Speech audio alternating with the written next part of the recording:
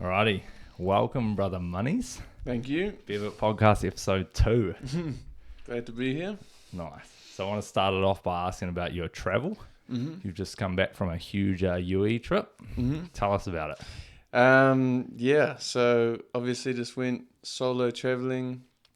Started off in Canada, in Vancouver. Met up with a friend TV over there. Did some snowboarding in Whistler, and then just traveled through Europe after that, and Morocco, Egypt, and Turkey. Yep. Yeah.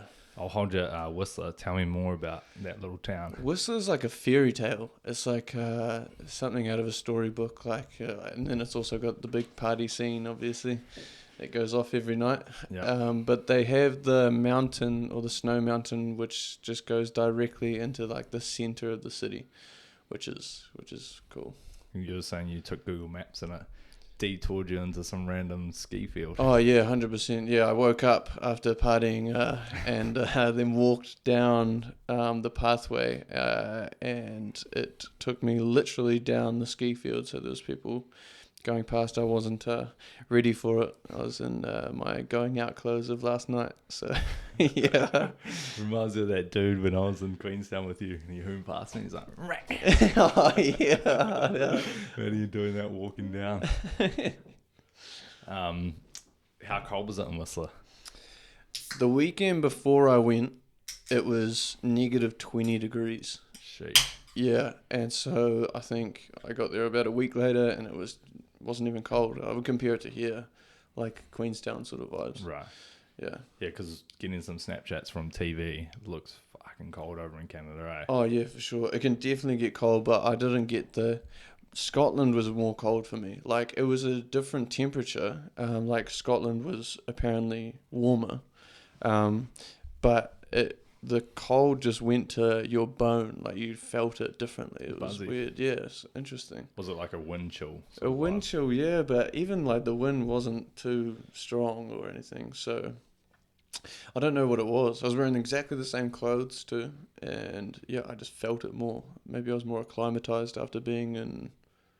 Oh no, that was after Morocco. Oh, before Morocco actually. So I'm not So you sure. went from Whistler. Where did you go?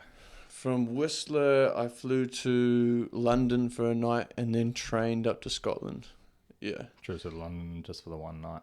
London just for the one night. I did 5 nights in London at the end of my trip. And that was, yeah, I love London. London's an amazing place to go.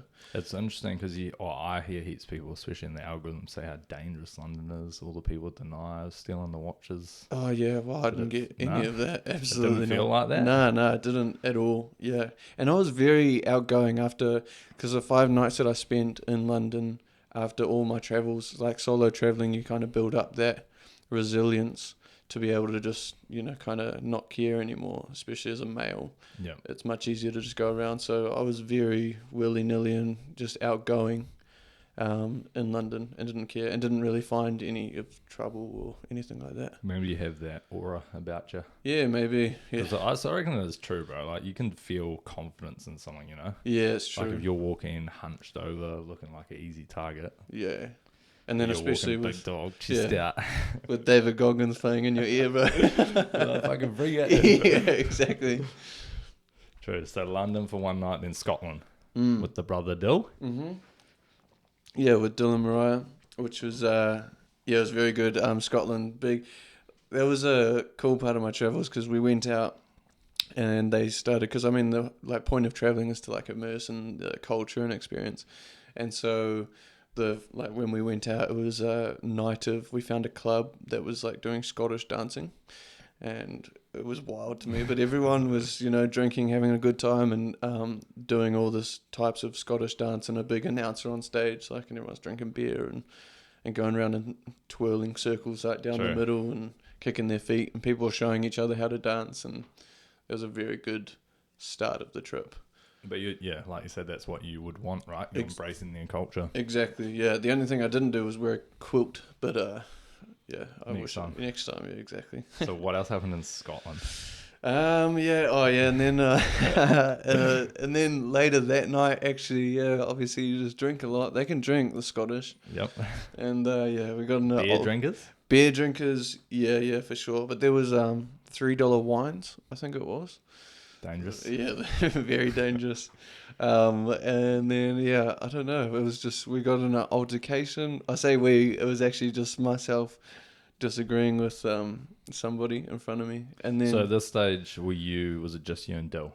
Did Mariah go back to Mariah was at home, yeah, in Scotland? in Scotland, yeah, Right. yeah, at the hostel, sorry. Yeah, okay. And it was just me and Dill, and yeah, I drank a lot, so I don't really remember a lot, but yeah, I was in an altercation with a dude, just kind of disagreeing, and then I got punched from his friend from behind, and he was wearing rings, so my chin split open. Brutal. Yeah, and then and then Did you get dropped?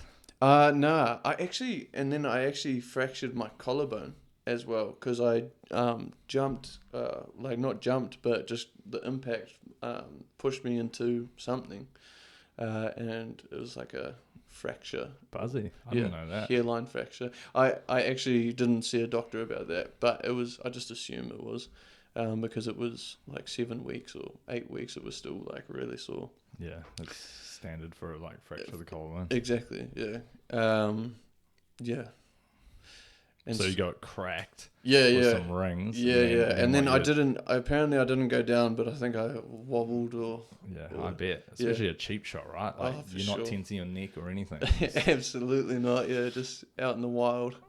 And then, and then we got outside. I think there was like A&E, or like not an A&E, but like a quick recovery person like helping out. It must happen a lot in Scotland if there's someone like in the club ready to Here's go. another one. Yeah. But they put a plaster over it, which didn't do much. And then we got outside and we saw a nurse who was just like clubbing. And then she said, "You need to get to the hospital," because it was like a proper chunk Like out of gash. yeah. But I was obviously didn't feel it because I was drinking. You're like, fucking what? Yeah, exactly. So what, you and Dill Uber to hospital or something? Uber to the hospital, yeah. And then we stayed there for... Oh, they're actually pretty quick. Yeah, and then obviously got stitches. But the guy didn't do a good job. And like stitched it over... Like it's meant to go like this, obviously. But he stitched it like that. And so the healing just never healed right. Or was it dissolvable stitches? No, and then I had to take them out myself in Morocco. Rufus. Yeah, a week later. So I did that, and in Morocco we stayed in separate places. Dill was in the little bit fancier place, and I was in the cheap hostel. So just before we go there, so from that hospital trip, were you guys flying in the morning or something? Yeah, we were. Yeah, So you were in A&E at what, like 2 or 3 a.m.? No, it was further than that, like 5, 6 a.m. What time was your flight? It was early. It was like 9 a.m. We got home. I think I don't know. I didn't even sleep. We just packed, and then headed to the airport. Yeah. Yeah. So then you flew to Morocco, and then what from there? And then, oh man, Morocco, bloody wild.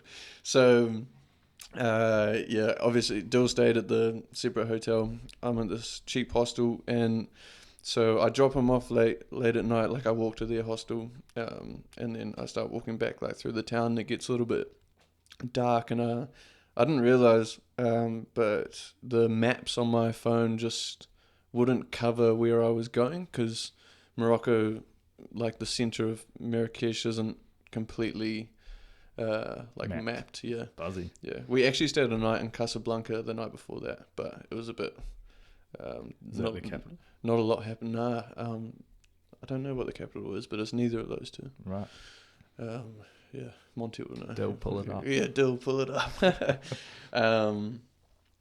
Yeah, and so we got to this. Yeah, it was dark. I couldn't see, and the maps just wouldn't help me out. And I'd go down like dark alleys, trying to find, because there's no signage whatsoever, and there's dark alleys that go pitch black, and it's like not even that late yet. and it's like just trying to find where my hostel is, and there's like wild dogs, and like I got bit by a dog, and so like I've always got this like irrational, well, not even irrational, like rational fear that, so I'll stay like a meter away sort of thing, but you have to get really close to these like 6 dogs that are just sitting there to get past, to get to where you think the hostel is, and then finally find it, and it's like, oh yeah, knock on the door, and they let me in, and it was all good, but So apart from the dogs, did it feel safe? nah, because I don't think I had the confidence yet, and there was a very like I haven't really done much travel at all. And so that was really like quite intimidating. I was like, oh, yeah, not used to it. Hmm. And so, yeah. But I would say, like, I would be worried if in any country, like, that's just because it's so new, you don't really know what to expect. Yeah.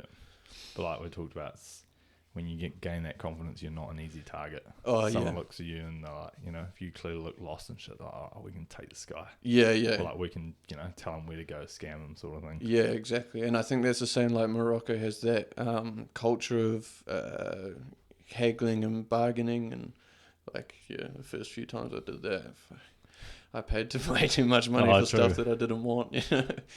Yeah, they're very good at it, but you just have to understand, like, Yeah, it was the same when we went to Bali. You have to bargain for everything. Yeah. And it's just part of their culture. Yeah. Whereas it's not part of ours. So, yeah, I don't know. How'd you find it? Did you get used to it? I got used to it within, like, a couple of sales. Like, yeah, I feel like I'm a professional now. I could easily get... So what happens if I go, this is $10? Yeah. What do you do? Do you give it the... $10. The general rule that Dill and Mariah said was that you offer them like 50%, but I'm very ballsy now. I'll just like low ball. Yeah, very as low as I can without getting hit. Like we're giving the brother. I've only got $5, man. Yeah, I can't give you 10. We were buying scarves, me and Dylan, and I was feeling confident now, and then Dill would be. I'd be haggling with this guy and I'd lowball him. It was like he wanted $200 for both of the, or whatever the currency was. He wanted $200 for it. And I would go, nah, like 50 like for both. And he was going 200 like each. I'm like, nah, 50 for both. And Dill was like, 150 for both. And I'm like, what are you doing, bro? Why are you haggling in my haggle situation? And like he'd be like, oh, and then I swear I'd almost have him. Dill would go 175. I'd go, bro, come on. Yeah, but eventually we got like an alright deal. But yeah, it cracked me up. So what else did you guys get up to in Morocco? Was there lots of market style shops? Mm-hmm. Is that where you were hustling? That's like, yeah. I mean, there's a mall there. That we went to, but mainly that main Marrakesh market is where everyone goes, and that's the main thing. It's a massive market of just shops selling just random stuff, but really cool stuff like leather and trinkets and stuff that you just a lot of souvenirs. But then there's also like shoes and like definitely not official anything, but they look fantastic, and the make is really nice. Yeah. And did you feel like, because that was the start of your trip, you wanted to buy heaps but you shouldn't because of your pack size and everything like that? Yeah, definitely. And after Vancouver, I went hard in Vancouver, obviously meeting as in on the funds. Yeah, on the funds. And yeah, like drinking every night. It looked fun, bro. The videos you're sending through, it looked like a good time. Yeah, for sure. Yeah. But next time maybe do it at the end of your trip or something. Yeah, exactly. Yeah. And even just like maybe not every night. Every second night will help out the bank account. Weekender. Yeah, exactly. It's good fun though. Like I feel like I was very excited at the start. Just to, be in somewhere new and that holiday feeling. And that holiday feeling, and you've got this massive amount of money that you've saved up, and you're like, oh man, that didn't even make a dent, And then it's like a couple of weeks later, you're like, fuck, where did all that go? And I guess you're catching up with one of the boys, Oh yeah, 100%. So it's even more dangerous. Yeah. And I think like that the first leg of my trip, like Dylan, Mariah and TV, it was like, oh yeah, I don't mind spending a little bit extra because I know that I'll be able to like spend less when I'm by myself. Yeah, you can justify having a quiet night in. Exactly. It's just you. Yeah, much easier too. Okay, so after Morocco, let me just grab this globe. Yeah. So I can visualise it a bit better. Yeah, sweet. Where are we at? So, right there. So after Morocco, where'd you go? So I went up to, actually, God, I keep forgetting places, but we flew to Portugal as well on the way to Morocco. But after Morocco, I went to Spain. I flew to Madrid, and I left De La Maria, so now my official solo travel, has started. And what was that their holiday over? Yeah, they were going up to London for a few days, and then I think they're flying home. Okay. Yeah. And yeah, so I went to Madrid, and it was really interesting. I just went around the sites. There was like an outdoor mall and like a big cathedral, but I didn't really do a lot because the weather was it was raining quite a lot. And to get around, I was just kind of getting used to it still. I was using e-bikes, the ones that what are they called? The Lime scooters. Yeah, exactly. And cycling in the rain and just trying to like boost them around. Yeah, exactly. And was it expensive in Spain?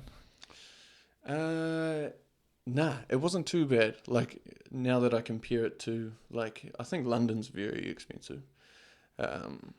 Except for they've got this supermarket deal where you can buy like a meal, like a proper healthy meal, like chicken and rice and like another thing. So you pick, it's either like Greek yogurt or fruit, and then you pick like a coffee or a drink or something. It's like $5 or something. Bargain. Like that. Was it Tesco's? Tesco, yeah. Tesco's. Yeah. So yeah, but the food in Spain was really good. I mean, obviously, all of that style food is just delicious. Yeah. So apart from that, where'd you go after Spain? After Spain, I went to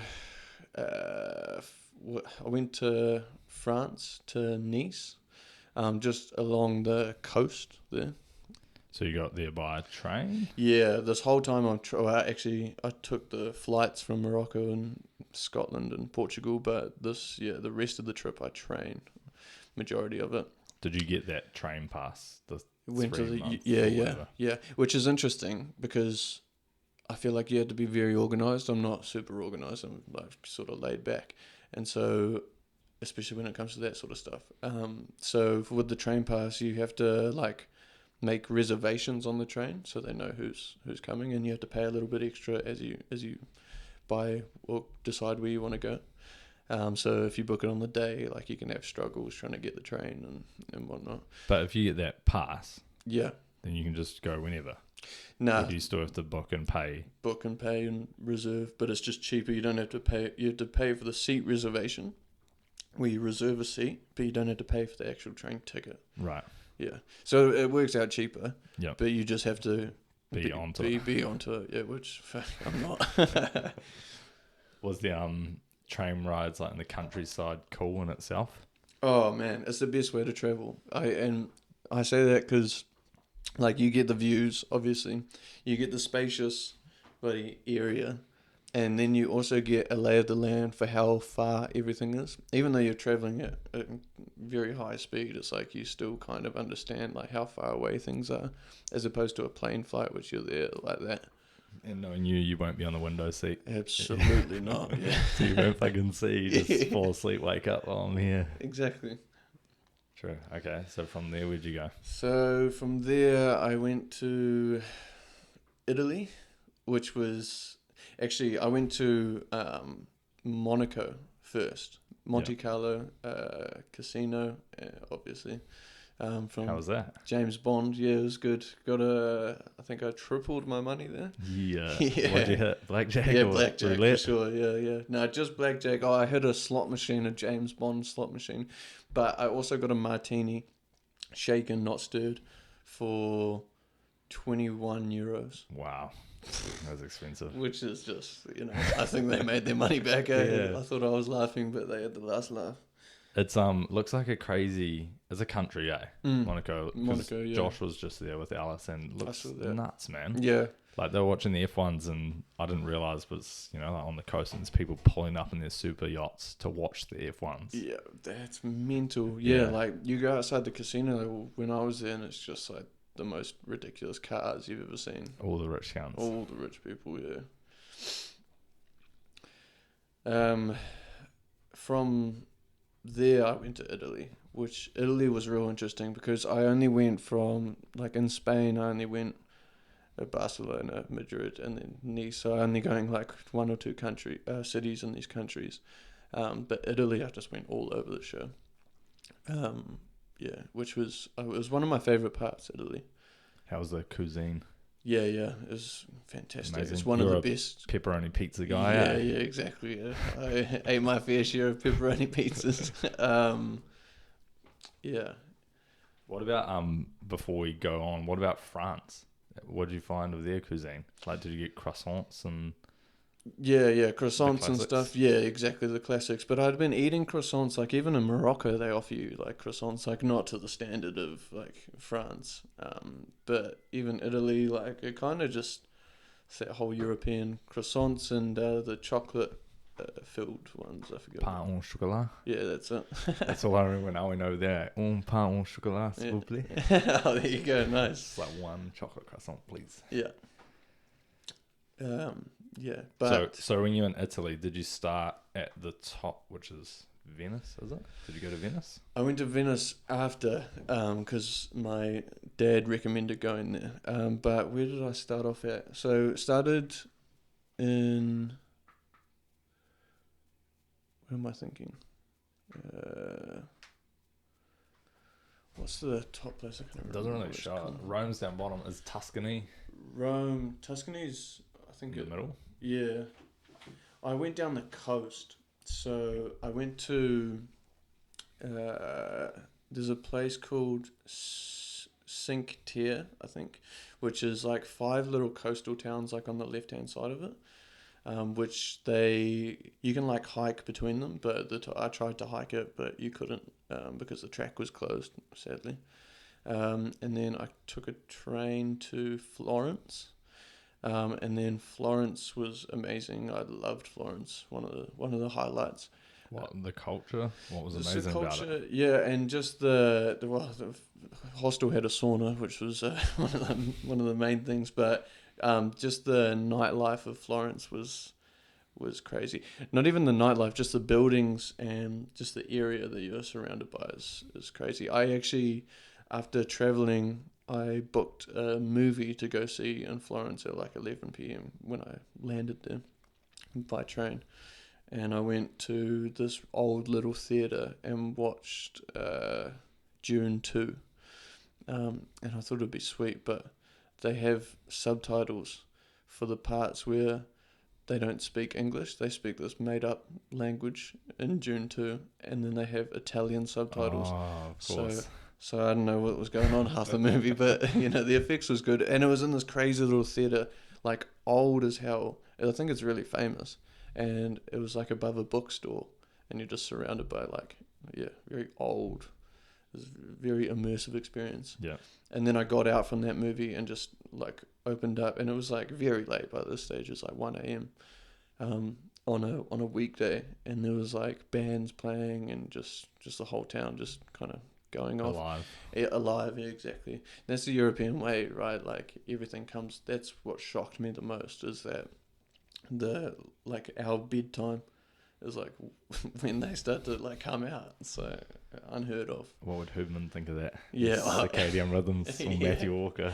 Absolutely not. Yeah, it's crazy to think in Italy, and it looks like maybe Greece even more, just the age of the buildings. It's like this was built in 800 AD or whatever it is, and it's like, fuck, New Zealand was only founded like 200 years ago. Literally, the English have been here for 200 years, and you're walking across bridges that are 2,000 years old. And the Māori since 1300, so That's not long at all. It's like 800 years this has been inhabited. That's wild. That's crazy. Yeah. And then you go. Actually, I missed Rome.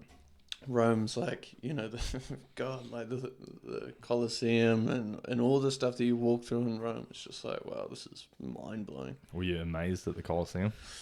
Shocked. Yeah, definitely blown away. It was a really good like exhibition. Because they have like a whole lot of stuff like around it as well that kind of explains what went on. But just to see it, it's an amazing sight to think that people like built it like that long ago. You always think of like the older people as not being like sophisticated, and yeah, exactly. And so to see something like that, it's just mental. Yeah, and it's nuts. I mean, when you think even deeper about it, that it's made for like gladiators and warriors to just fight to the death. Mm-hmm. And back then, it was still the same, bro. We've obviously calmed down a little bit, but you look at how people are drawn to the UFC. It's the same thing, just in a different era. Yeah, it's true. It's very true, actually. Do you reckon you would have been in the crowd back in the day, being like, kill him, thumbs down? I mean, yeah, well, I think you definitely would have been. Yeah. It would just be a part of the times. I mean, if you grow up with something like that, then it's like normal, right? Or maybe you'd be in the cages coming out as the gladiator. I was about to say, yeah. As the dog. Get munched by a lion or some shit. That's the other crazy thing, that they literally had like lions and tigers and stuff that they get from all over the world. Yeah. And then gladiators fight them, or they fight each other, like some of the animals? They had a crazy, I can't even remember the facts, but it was like something like over a weekend there was like 10,000 animals or something that they like imported and just released, and well, not released, they put them into this cage match. That's wild. Yeah. That was the Roman Empire. They had a lot of lot of land, I guess, that they conquered. Yeah, for sure. Have you listened to that short history of? I'm sure there is one. Oh, there definitely will be. Yeah. It gets mentioned a lot in other history because it was so much a part of the world. Yeah. Did you go back to the Colosseum? Did you go inside it, or did you just walk around? Yeah, no, I went inside it. You went for the tour? Yeah. Can you go underground? No, you can't go underground. There's pathways down like in the center of it, but I think that's just like for maintenance. But yeah, the big walk around, and then there's got like different layers that you can kind of go up on. From memory, when I went to Rome, which was a long time ago, maybe 11 years ago, I was 15. It was, from memory, like one of the best cuisine places that we went to. I remember just getting pasta and pizza, mainly the pasta, but it was just like, I couldn't believe how delicious it was. Yeah, the pasta I had in Rome specifically was some of the best pasta. You can't even, like, I couldn't even describe the taste. It's just something I've never tasted before. What'd you get? It was just spaghetti bolognese, I think. Oh, the classic. Yeah, have to. No surprises there. Yeah, stick to what you know, man. I think I had like a fettuccine fungi pasta. Oh, yeah, okay. Because I remember for the longest time, that's a weird meal as a 15-year-old to be like, that's the nicest meal I've ever had in my life. But for the longest time it was. Yeah. It's been too long to remember now. Yeah. Now Tay makes me the nicest meals I've ever had. Yeah. You're getting some brownie points in here. Yeah. Nah, she won't listen to this, but it doesn't matter. Okay, so from Rome, where'd you go? Did you go to Venice? Yeah, I went to Venice after all of my other travels downward. So I went to Sicily, which is like right at the bottom of Italy, and did like a little tour around there. Crazy. I was on the train. I went to Pompeii as well on the way, which was really cool. But I caught a train to Sicily, and I'm just on this train, and I'm wondering how... I thought it was an underground tunnel, but I was just on the train, and I looked out the window, and we were loading onto a boat, which was mental. So the train drove onto a boat, onto a big ferry. Nuts. And then the ferry started moving, and everyone just got off the train and hung out on the ferry, and then got back on the train and then went to Sicily. And then Sicily was really good. I arrived at this tiny little town. There was a bus, but that wasn't a bus. It was like a van with one driver, and they like gave me instructions, like the hostel or Airbnb, on how to get there. And then I got to this little hostel. It wasn't little. It was like a big hostel. There's like, I don't know, maybe 4 rooms, but each had like 7 beds in it. and there was no one there, and it was in this tiny little town with a amazing view of the whole like ocean. And so I just had this little cottage to myself. How good. For how much a night? Cheap ass. It was a little bit cheap, but it was still expensive, to be honest. But I don't know. Yeah. I think I remember that one you're talking about from the video that you sent. Yeah. Well, I had a lot of just time there as well. So it was like, yeah, send some videos to the boys. Is that the hostel you worked at? Or is that further down the track? Further down the track. From Sicily, I caught a train to Bari, which is a town on the east coast of Italy. And then I caught a boat to Greece, to Thessalonica, I think it's called, which is like a town or a city, in the northern part of Greece. And I wasn't there for long because then I just kept traveling all the way down to, I caught another boat, I think, or I caught a bus down to Athens. So I literally traveled from Sicily to Athens, and it took me 40 something hours just straight traveling, just Damn. getting it. Yeah. But by this time I was like happy with traveling. Like Used to it. So used to it. Like I feel like I can just keep myself occupied, especially with movies and shit nowadays. I couldn't imagine what travel would have been like without all that stuff like at our fingertips. Like it would have been pretty hard, I would say. Like they read a lot of books, right?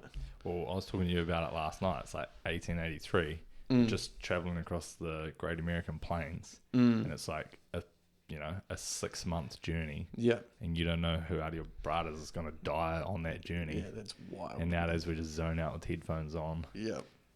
That just makes me think actually about technology, because whenever you go in a waiting room or anything now, even when I was in Queenstown the other week at Ferg Burger, I was like consciously trying to not be on my phone, just like taking the moment. So sitting there, waiting for my burger, watching the line, which was always big, but it's like every single person was just like looking at their phone. Yeah. Even as couples there, and I'm guilty of it too, but it's like both couples just standing there, just on their phone scrolling. It's like, it's crazy to look around and everyone's just head down. I went on that hike the other night, and it was just by myself, and I got to the destination and just kind of stood there and was looking at the lake, and it was completely silent, and I was just kind of thinking to myself, for some reason a samurai popped into my head, and I was thinking how clear and easy it is to think without like all that noise around. And imagine if it was, zero technology or whatever it is. Just imagine how decluttered I think the world would be, and constant need of dopamine hits and addiction. And even like if you go deep into like anxiety, I don't know necessarily depression, but isn't anxiety is like you're anxious because you're thinking about everything you have to do. Yeah. And like this, in this modern era, there's always so much shit you need to do. But when you're out in the bush and nature, you're just at peace, and you just got like simple tasks you need to do. Yeah. Like for you, set up your tent, cook a feed, go to sleep. Yeah, exactly. Not get munched by a hog. Yeah. yeah. But tell me actually, while we're on the topic, fuck it. Tell me about your hike the other night. Sound like a good mission. Yeah, it was. I just had to get out get off the grid for a little bit. I think it's fantastic. Like every time I go on a hike, you come back with the same mentality that you need to do that more often, because just to clear the head, it's, as I said, it's just all the noise of society that just comes in, and you actually have no idea that it's happening until you get out into the bush. And so the hike that I did was Lake Tarawera Trail, and it was actually my first like solo hike. Overnight anyway. And this is up in Tauranga? Yeah, this is Tauranga. It's Rotorua actually, just south of Rotorua. And I like the first little bit was like, it was a 4-hour hike each way. And I kind of just picked something that was close to my house because I don't have a lot of petrol at the moment, and so I'm just trying to save some money. And yeah, I picked a random one. I didn't look too much into it, and I arrived and it said 4 hours. I was like, okay, sweet. I've got my tent, so it doesn't really matter. I can pitch it anywhere. I forgot my rain jacket and it was raining heavily. And so I was a bit sketch. And so I got an hour into it. And even just walking that hour, it was like, oh, cool. I've like decided to do the right thing. And then got an hour into it though, and found the spot. There's a few stops along the way, so I stopped, and then it started raining, and I was thinking about turning back because I didn't have a rain jacket, and I didn't really have. I had one jersey. If that got wet, I'm in trouble. And then I just decided to keep going. Was it a bit of a pain barrier as well? Like, was it your brain playing tricks on you? It was like, indeed. Oh, you're not going to survive without a rain jacket. Yeah. You got to get out. It get was back to comfort. No doubt it was, because I was definitely feeling the pain after 1 hour, or the voice starting to creep in, going, "Yeah, this is hard work." That's when you put on some goggins. Yeah, 100%. Shut that voice out. Get the headphones out. So you pursued through the hour? Exactly. Yeah. And then just kept walking. And yeah, I listened to a few motivational speeches to get me through the harder parts. It was actually quite a hard hike. That I wasn't expecting. I thought it would be a little bit easier. Well, I reckon 4 hours, that's a decent hike. Yeah, and but a lot of uphill. It wasn't flat. There was a lot of steep hills. It was quite there was a hill it was downhill at the start, and then in the middle there was hills, and then right at the end there was the biggest hill. And so it surprised me. But yeah, I got to this beach. It was called Hot Beach.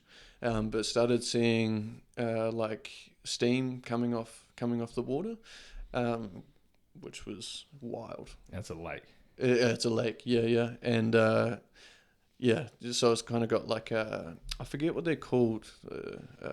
It's like natural thermal pools. Yeah.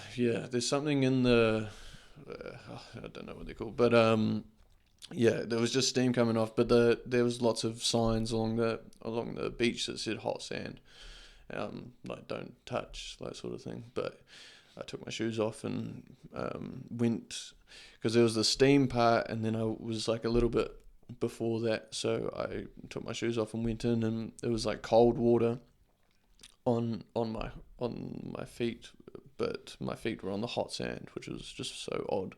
Yeah, it sounds nice. Oh, it was beautiful. Yeah, it was like a relaxing little heat therapy session. Especially after the rain on the way in. Yeah, for sure. And especially after a 4-hour hike on the feet, bro. That's not nice. Yeah.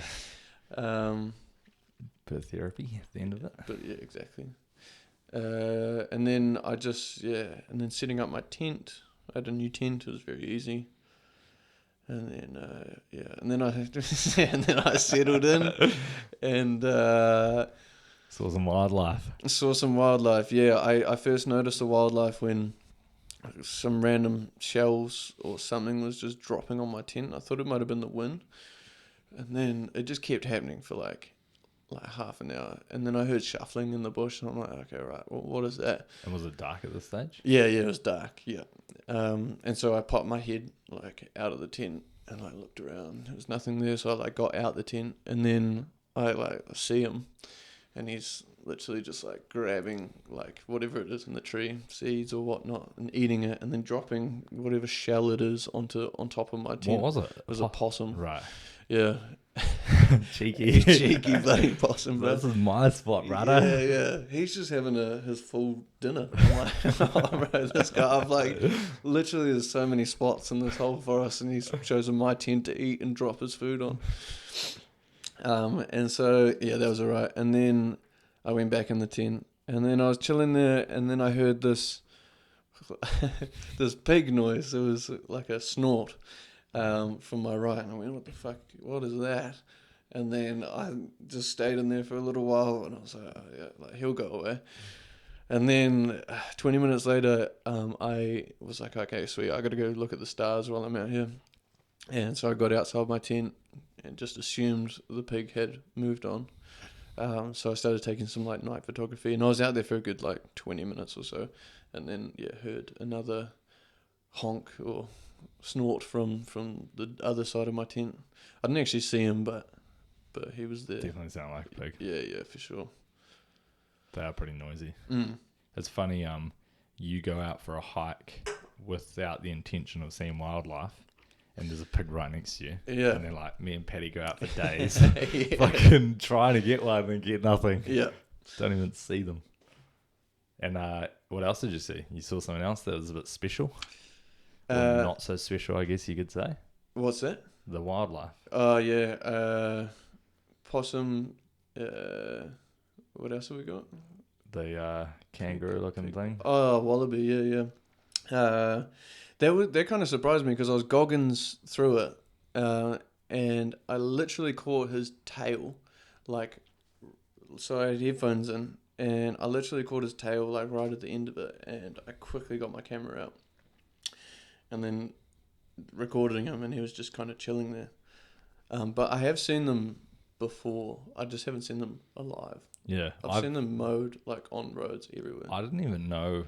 I knew that they were in the North Island a tiny bit. Like, I saw articles they saw on an Upper Hutt, but I thought they were mainly just down south. So I was surprised when you sent that video through. Yeah, well, actually, someone told me about them before I even went. They, like, I posted something on my story, and they said, go hunting for wallaby. Yeah, Department of Conservation hate the wallabies. Why? Because they forest forage. They go hard on the native bush. Like, they just eat all day. Yeah. And apparently they eat it fast and quick. So I guess there's not enough time for trees and shit to regrow. So then they just destroy the native forest. Yeah. And they obviously reproduce quite quickly as well, I'd say. Yeah. If it's, if they're that concerned about them. Yeah. But yeah, I know down in Waimate, down south, there's quite a few. I've only ever seen 2 on the side of the road, but both dead. So I've never seen one alive. And I'm always on the lookout for them, eh? Oh, true. Yeah. All right, sweet. I'm not saying I'm jealous of you seeing one, but I was just surprised that you saw one, eh? Yeah. Yeah, wow. It surprised me as well. And because I only saw his tail, I didn't even know what it was. And I was thinking, is this guy going to hop off? Is this a wallaby? Because I didn't see anything. I've just seen his ass and his tail. And I'm like, I bet you he's going to jump. I bet this is a wallaby. And he's going, I'm like, oh, yeah. Right. Mean. Yeah. Unique experience. Yeah, I think because we didn't because it wasn't a group of us. It's like, because it's a lot more silent. There's much more, like, the wildlife is just drawn to you because they're not expecting you to be there. Yeah, and I guess you pay attention to it more, especially in parts if you didn't have your headphones in, right? Yeah, exactly. I was thinking about that, like doing, like, I think it's important on a hike to get out of the headphone world, and like that's one of the main reasons that I do it, and so it's important not to get too caught up in the chuck my headphones in. Like, I'll just chuck headphones in when it's tough.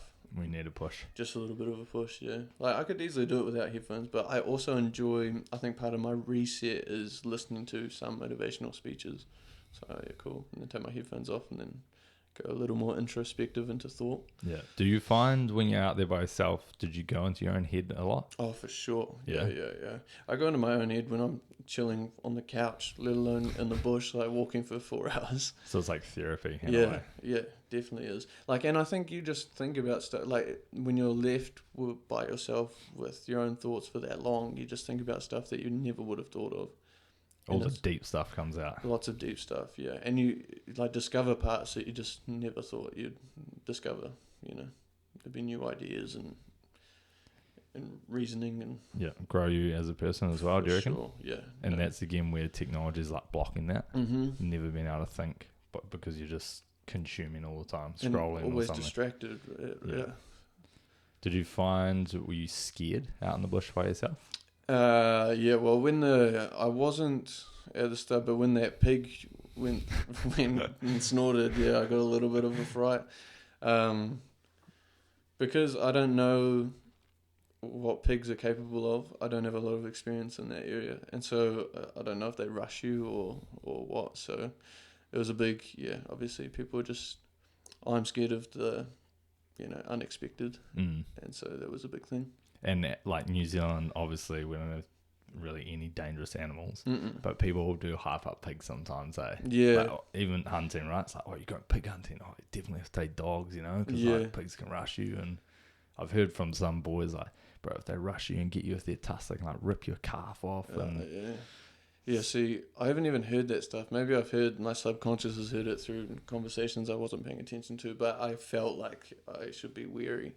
But I think it gets overhyped. In Yeah. my experience, every time I've seen a pig out there hunting, they're way more scared of you Yeah. than what you are of them. But I've been told, I think, is like if you corner them and they're a big hog, then they'll rush you. Oh, okay. All right. But otherwise, every time I've encountered a pig, they want to get the hell away. Yeah, But yeah. maybe they can smell the rifle, Yeah. smell the hunger. Yeah, Kill. yeah. It's coming back to that confident aura you're putting off, bro. Yeah. I want to talk about hunting today. Oh, yeah, And, sweet. But let's not jump here too much. Let's go back to your trip. I want to know about when you went to the hostel and you were doing a bit of work there. Oh, yeah, What okay. country was that in? That was in Czech. That was Prague. That was for 3 weeks. I did work in the hostel there. I wanted to do that because I think it's a good foundation for like some of my other travel. Like I have decided at this stage that I want to do travel. Like I want to travel places, and this like opened the door for more travel opportunities. In the way that if I like have a good report or review on the way that I worked on it, because they offer work experience like through an app, and you build that app up, and you can like obviously if you have better reviews, you get hired in better places for volunteering. That's cool.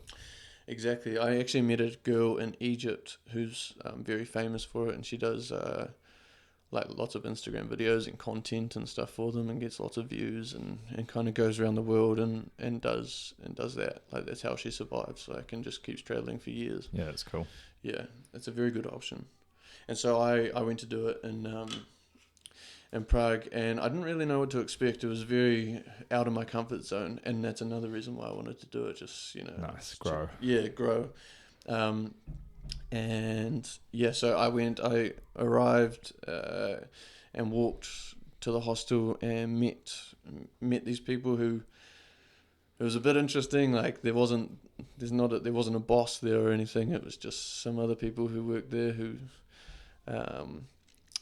didn't really know that I was arriving, and it was like very like up in the air. True. You're like, yo, I'm the new worker. Yeah, exactly. So I approached her with like a very positive, like You're lucky because you're really easy to get along with. Yeah. Well, I don't know if it's called luck, but you're good at communicating with people. So in those situations, it's like I'm the new guy, and you have a quick yarn. They're like, yeah, all good. Yeah. Yeah, exactly. And I kind of set myself up for that. It's like, okay, whatever happens next, it's like just Roll with it. Just roll with it, exactly. And then they took me to a room. It was a double room, and a girl was asleep in there, who was the other volunteer, and she woke up and I met her. She was very nice. She was from Argentina. And then they just said chill out for the weekend. Like we don't need you. But, like our boss isn't here for another few days. So I said okay. And that was free of charge. Free of like, charge, staying in that room. yeah. And then they were having a barbecue that night, and they said come like have something to eat. They had like Czech sausage, which was so yum. Sounds good. It was delicious, and yeah, I was just What was it like? Beef, pork? Yeah, it was like a chorizo sort of style. It was, oh man, I'm dreaming of it now. It's so good. But they were big fat boys, and just cooked so good. Anyway, You like putting those big fat boy sausages in your mouth, eh?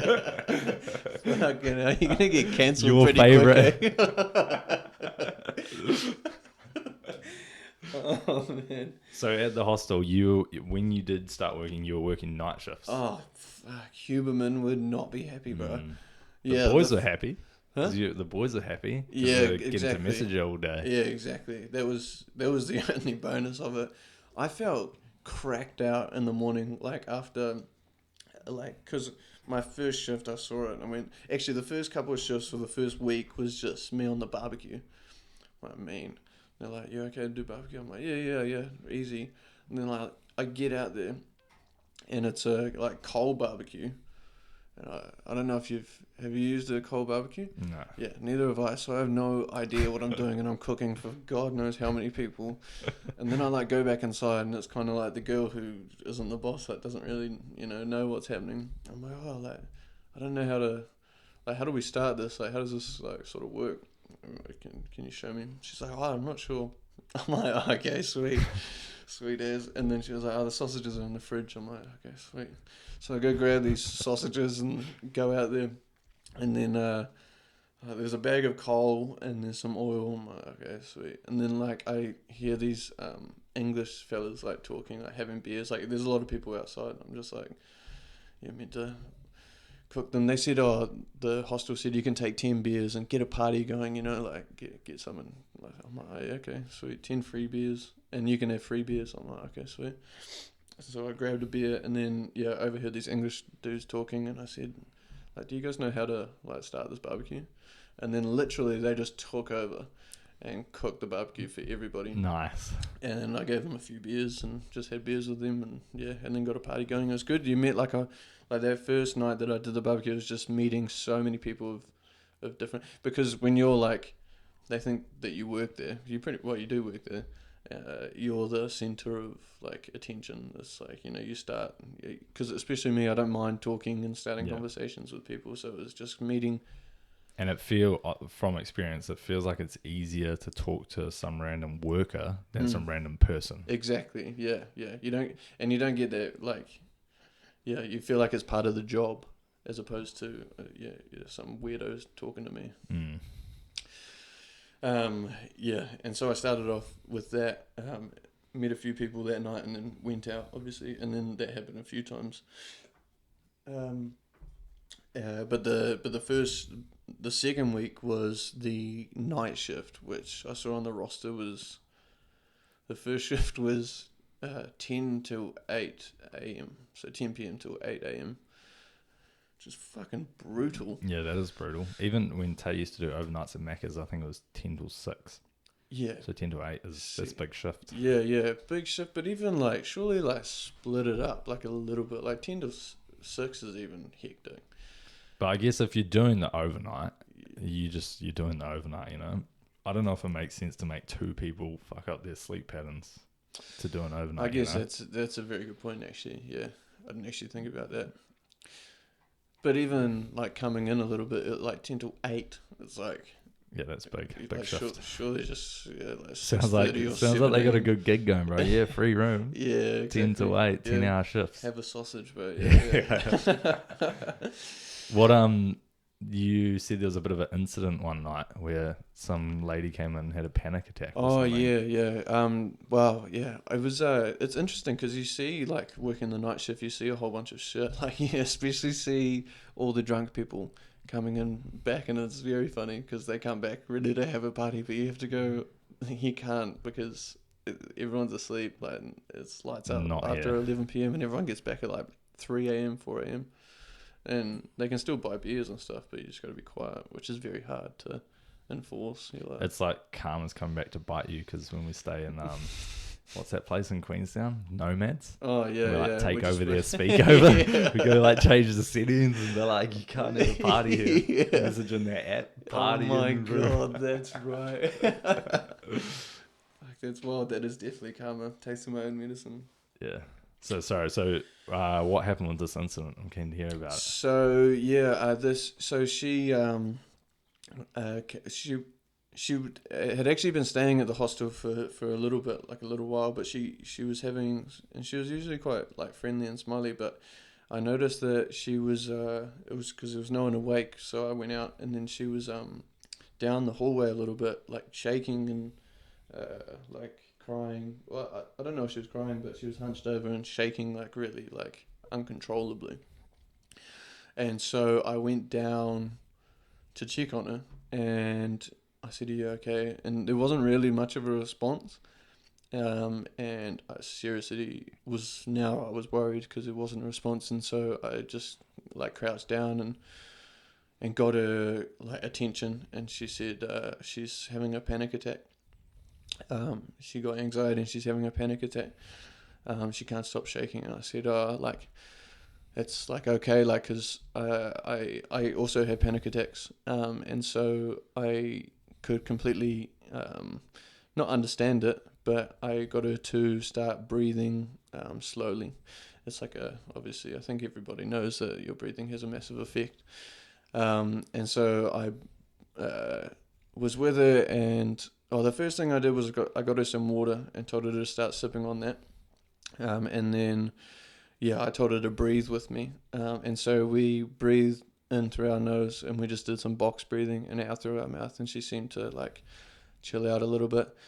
And then I told her she can come hang out with me, even though, like, can make a joke out of it. It's I'm not much company, but at least you'll be someone around someone, and almost then like distracting her. distracting, yeah, exactly, and just try to keep her mind off it. And then she came and hung out in that lounge. I lit a candle because that shit helps. I love candles. And then I changed my tunes from hip hop to just some like Demo. binaural beats. They're really good, like Right. relaxing, yeah, and she seemed to calm down. It was good. And then she went to bed and got some sleep, and I had Right. Sounds like you're definitely the superhero of the situation. I felt like I'd had enough experience with that sort of stuff, like just to be able to know what to do in that situation for sure. Yeah. Nice. Good on you. Yeah, cheers. That's cool. Another topic I wanted to talk about was scammers. We were talking the other day about the different generations and how I think I don't know how to explain it, but I just feel I can identify a scam. Yeah. Like I feel like it's something I'm quite good at, but I don't know what it is, and I don't know how other people don't. Can't see it. Yeah. Yeah. So you've had a few incidences with scams overseas. Obviously they hustle hard over there. Yeah. Tell us about some. I always thought that I was, like, I still think that I'm very good at seeing that sort of stuff, and so like as I was saying the other day, like 90% of stuff I it's very see-through. I can kind of take it and say, like, that's ridiculous, like it's a scam.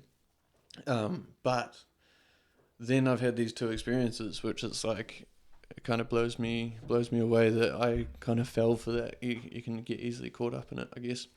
But the first one was Morocco, when I was walking. So this was at the very start of my trip, and as I was saying before, it's like everything's very new, so I'm very cautious and like a little bit skeptical and whatnot. And especially being in like a previously Muslim run country, I just wanted to be like careful, So Morocco used to be full Muslim. Yeah. It used to be, it was full Muslim. But now they're Christianity and all sorts. They're majority Muslim still, but I think it was a much more like government run, like based on religion. Right. So the laws were like Muslim. Exactly. Yeah. It was. Yeah. I can't remember. It's like a Muslim state or whatever it is. Islamic State. Islamic State. Yeah. And that's, so I was just a little bit cautious or whatnot, because obviously I just don't know the rules around that sort of stuff. And so I was walking through, like, just by myself, trying to get back to my hostel, and I walked to like a alleyway, and one of the guys like yelled out at me from a far away and said, "Oh, no, it's closed." And then I went, "What?" And he's like, "Oh, like, this road's closed, like it's this way." And like without it, he said it's closed for the mosque. We have mosque at this time. Like, you have to go around this way. I'm like, okay. And then started walking me around that way, and I followed, which I should have known not to do, but I did it anyway. And then by that split second, I was in a dark alley, and he had led me around, and pointed me to the direction where I could see where I was trying to get to. But it was with a group of like his friends now around and him, and he said, like, "Give me some money." And I said, "I don't have it." By the time, actually, before I got to that stage, I kind of realized that this is probably a scam, and I started saying how poor I was, and that I didn't have much money, and where's the cheapest place to get things, and like where's the cheapest place to stay, and all this sort of shit. Because That's smart. yeah, it's like that's really the only thing I could do, or I could just stop following him.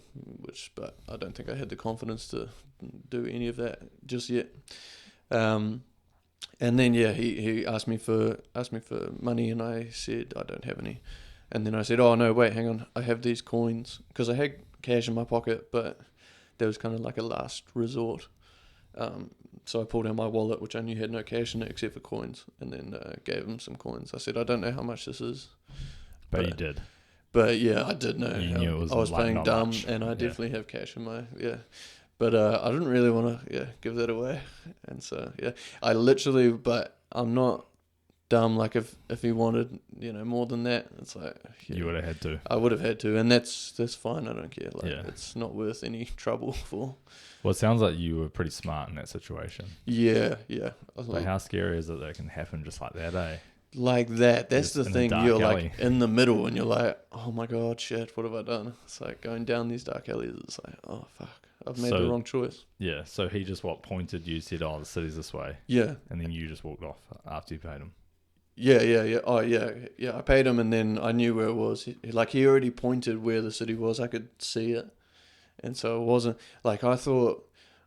Fuck. Like while I was following him, I was thinking, fuck, where are we going? Like, I'm gonna have to get ready to run, because I was scared. Like, that I'm going to a much dodgier place.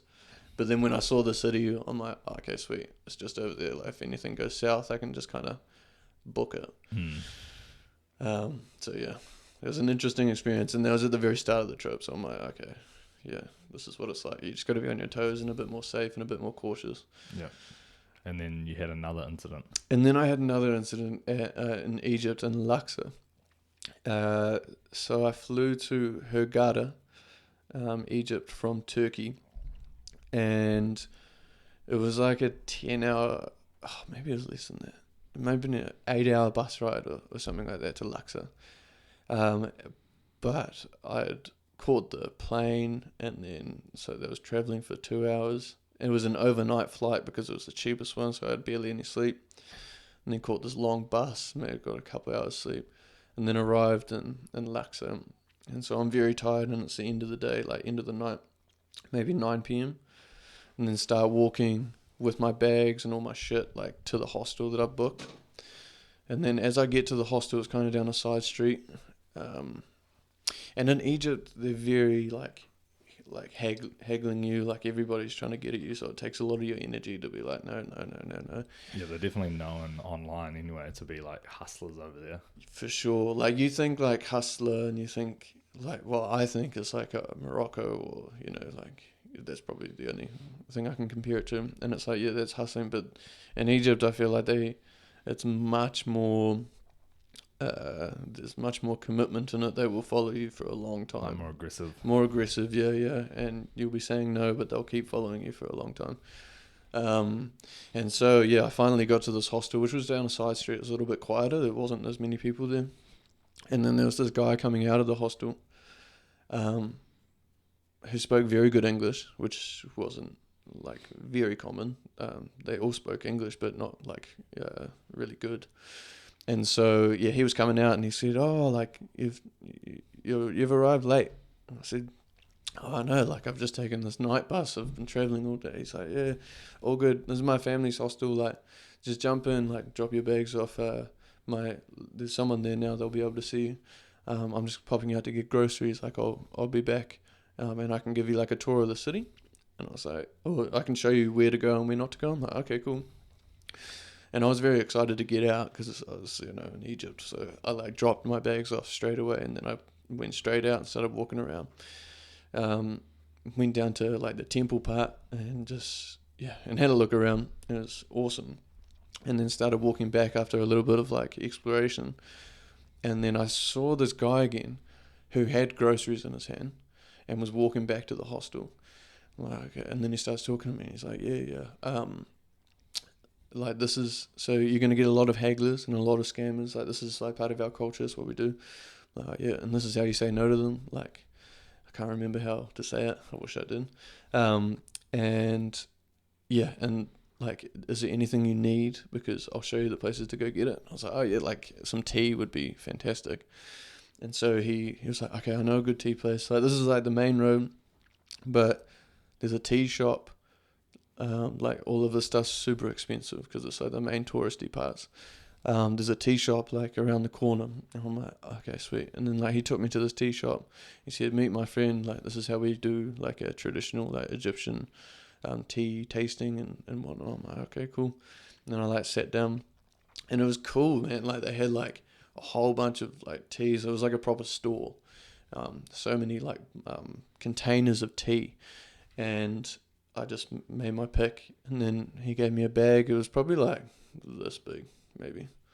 Of like tea leaves or like Tea leaves, yeah. okay. And then because I had exchanged money, but I wasn't very prepared for Egypt, and so like I had money, but I hadn't worked out any exchange rates or nothing like that. So he said a certain amount, and it was like 800 Egyptian pounds or something like that. But anyway, it was like converted, it was like $25 New Zealand, which is a hectic price to pay for tea, especially in Egypt. But I didn't realize that at the time. Paid it, and then just kind of like trusting this guy, but yeah, definitely shouldn't have. And then he started taking me back, and then I started thinking about it a bit more, and he was taking me, kind of being a bit more like, what else do you need? What else do you need? And I was thinking, this is a bit weird now, actually. Like, you're trying too hard. And then I got back, and I was like, no, I don't need anything. Like, I'm sweet. And then he like kept persisting, and then I went, oh fuck, I've just paid too much for tea, I bet you. And then I finally got rid of him. I said, look, I'm done. I'm gonna go back to the hostel. And then he was like, okay, sweet, like walking me to the hostel, but then didn't go in the hostel. And I was like, okay, sweet. And then I like asked the hostel people, I was like, is that guy out there? And they're like, no, he hangs around out the front and waits for our guests to come there, and then does his big spiel, and then does what he's just done. Crazy. And Surely then they warn you out. I mean, you go drop your bags off. Yeah. They said they said, now they say on the email, beware. We'll never show you around or wait outside the hostel or something. That's good. That's what I said, because I told them, I said that it's really like quite compelling. Like, I know I shouldn't have fallen for it, but it's a very compelling case that he makes, like to show you around. Anyway, they told me that they're very scared of the police, and so they said, go back to him and say, you want to return this tea or you'll tell the police. And then I said, okay, why not? And then I took this bag of tea, because I was like obviously tired, and I was frustrated that I just spent $25 on tea, so I stormed back down there. And then I didn't find him, so I went back to the tea place, and I said, oh, I want a refund. And he was like, okay. And then just gave me my money back straight away. Yeah. And I wonder, like, if it was that guy's shop, or if he just got a little commission. Would have been commission based. Yeah. No, yeah, it has to be commission based, because it was that guy's shop. Like, he was there. Yeah, but he was also saying, like, the guy who like ushered me around was saying, is there anything else you need, like anywhere else you need to go? So he probably gets a commission from like everyone's store. Yeah, interesting. Well, I wonder then if they gave it to him, and then they had to give you your money back, and then they lose out. Well, funny, I saw him the next day, and like, because I came out, but he was, and he said, oh, you returned the tea, and I just said, no, I don't want to like talk to you, but I spent way too much money. Yeah, I like trusted you, and and he was like, no, but it's good tea. I'm like, oh, well, you don't get it. Like, I'm not keen. Yeah, and then go buy my 50-cent tea. And then he gave me a piece of advice to like, how to say no to hagglers. And so that day later, I was out in the, like, looking at statues, and some guy came up to me, and I used it, and he laughed initially, and then he came up to me afterwards and said, that's very rude, like, you want to be careful. Like, I was like, oh shit. I'm so like lucky that you told me that in a nice way, I guess. Say that in an alley, like, no, and they're like, what did you say? Yeah, exactly. I'm like, fuck. Did you Google Translate it, find out what it said? I didn't. I've probably still got it on my phone. It'd be interesting though. Yeah, they said it's a very, like, he said you can say that, but it's a very, like, rude way of saying it. Confrontational. Confrontational, probably, yeah. Yeah, Buzzy, the old scams. Yeah. And so that made me think, it's like I thought I was good, but then you end up in that situation and it's like, how have I just been fucking scammed? And I think that's like my mum got scammed, and I'm sure it's the same sort of feeling where it's like, how did I do that? Yeah, well, it's everyone that gets scammed. You think maybe I'm quite ignorant saying that I think I'm aware of scams because one day I'll get scammed and I'll be like, damn, like, maybe not. Yeah. But I'm more just thinking, I know people that have got the text, which is a big scam in New Zealand, the NZTA, you've got a fine outstanding, and they like click the link. But I think just whenever I get anything like that, I just literally just delete it. And yeah, I get emails saying like, you haven't paid your tax properly and shit. And I don't know, I just feel like, nah, don't believe it. Yeah. I mean, do you think the younger generation is better at looking at that sort of stuff because they're used to it? I think so. But then, I mean, it's only going to keep getting better and better, right? As in the scams. They're going to get more complicated. Yeah, it's true. But do you reckon we'll keep up? Keep up, exactly. I don't know. I guess so. If it what's that part of your brain? Like the learning part? No idea. No. Yeah. I guess if you can keep that going, then you would think so. Why not? If you keep up with the times. I'm gonna pause. I really need to take a piss. Yeah, sweet. All right, and we're back. Okay, this is something that we've been having a few yarns about as of recently, but it comes to hunting. So I've been getting into hunting myself, but you don't think you can stomach it? Nah. Do you want me to lay out my argument first? Yeah, you go. I'm keen to hear your thoughts. Yeah. Okay, so obviously I reckon we live in a world, this could be controversial, but I think we live in a world full of soft people now that don't want to push themselves. And my take on it is, if you want to be a vegan or a vegetarian, absolutely fine. Nothing against it. If that's what you want to do, that's what you want to do. I don't think it's the healthiest thing to do, but morally I accept that. However, if you want to eat meat and go to a supermarket and buy meat, I think you should experience going out and hunting and killing an animal, going through potentially the trauma of it, but also just understanding, I guess, the process it takes to kill an animal, cut it up, and then serve it to your family to eat. Because I think people are so distant from their plate that they disrespect meat in a way that's like, you'd eat half a steak or whatever, and then you're just too full, so you just throw the rest in the bin. And now that I've experienced hunting and how hard it is to get an animal, and even I don't like killing. It's definitely the least fun part of the whole hunt is the actual kill itself. Yeah. But it's disrespectful, I think, if you waste the meat of the animal you kill. Yeah. Like me and Patty, I think, are good at that when we go out hunting, it's like, okay, we're going to take as much meat as possible to respect the animal. And then obviously, when you cook it, you don't want to waste it either. So it's like you want to keep every bit. But I think that's part of being a man, is going out there and killing that animal yourself, because otherwise you are relying on another man to do that dirty work for you. So it's like, why should you not do it yourself? Yeah. So I think I agree with everything that you say, maybe except for that last part. I feel like you don't, like, I understand, and I would say that going through that traumatic experience to understand and respect the meat a lot more, and that's 100%, like, I agree completely with that. But I don't think to be a man you have to go out. I don't think letting someone else do the killing for you and all that is such a big issue for me. And that is because I think that we work, as I was saying, like, I think that we work together as humanity, really, to propel us. Like, we're a big community, and that's like being able to work together. And so me not wanting to do a job of killing whatever means that I can do a job of something else, and all put forward towards one sort of greater goal. Okay, I understand that. Because obviously I'm not a butcher or anything, or like a full-time hunter, but my argument is you should have to experience it at least once, because it's a primal task. I do understand, like, as the human species evolved and grew, it's because we started doing individual tasks. Yeah. But surely that's a very primal thing that you have to experience. That's like the most basic fundamental of our existence is like we need to eat to survive. Yeah. And it's always been men have to go out and hunt to provide the food. And then, you know, I wouldn't expect a woman to do this. So some people could call that sexist, whatever, but I wouldn't expect a woman to have to go and do that. That's why I think that's our part as a man, is we have to go and do that. Yeah. So I get your argument, but I'm saying I think as a man you have to experience it at least once.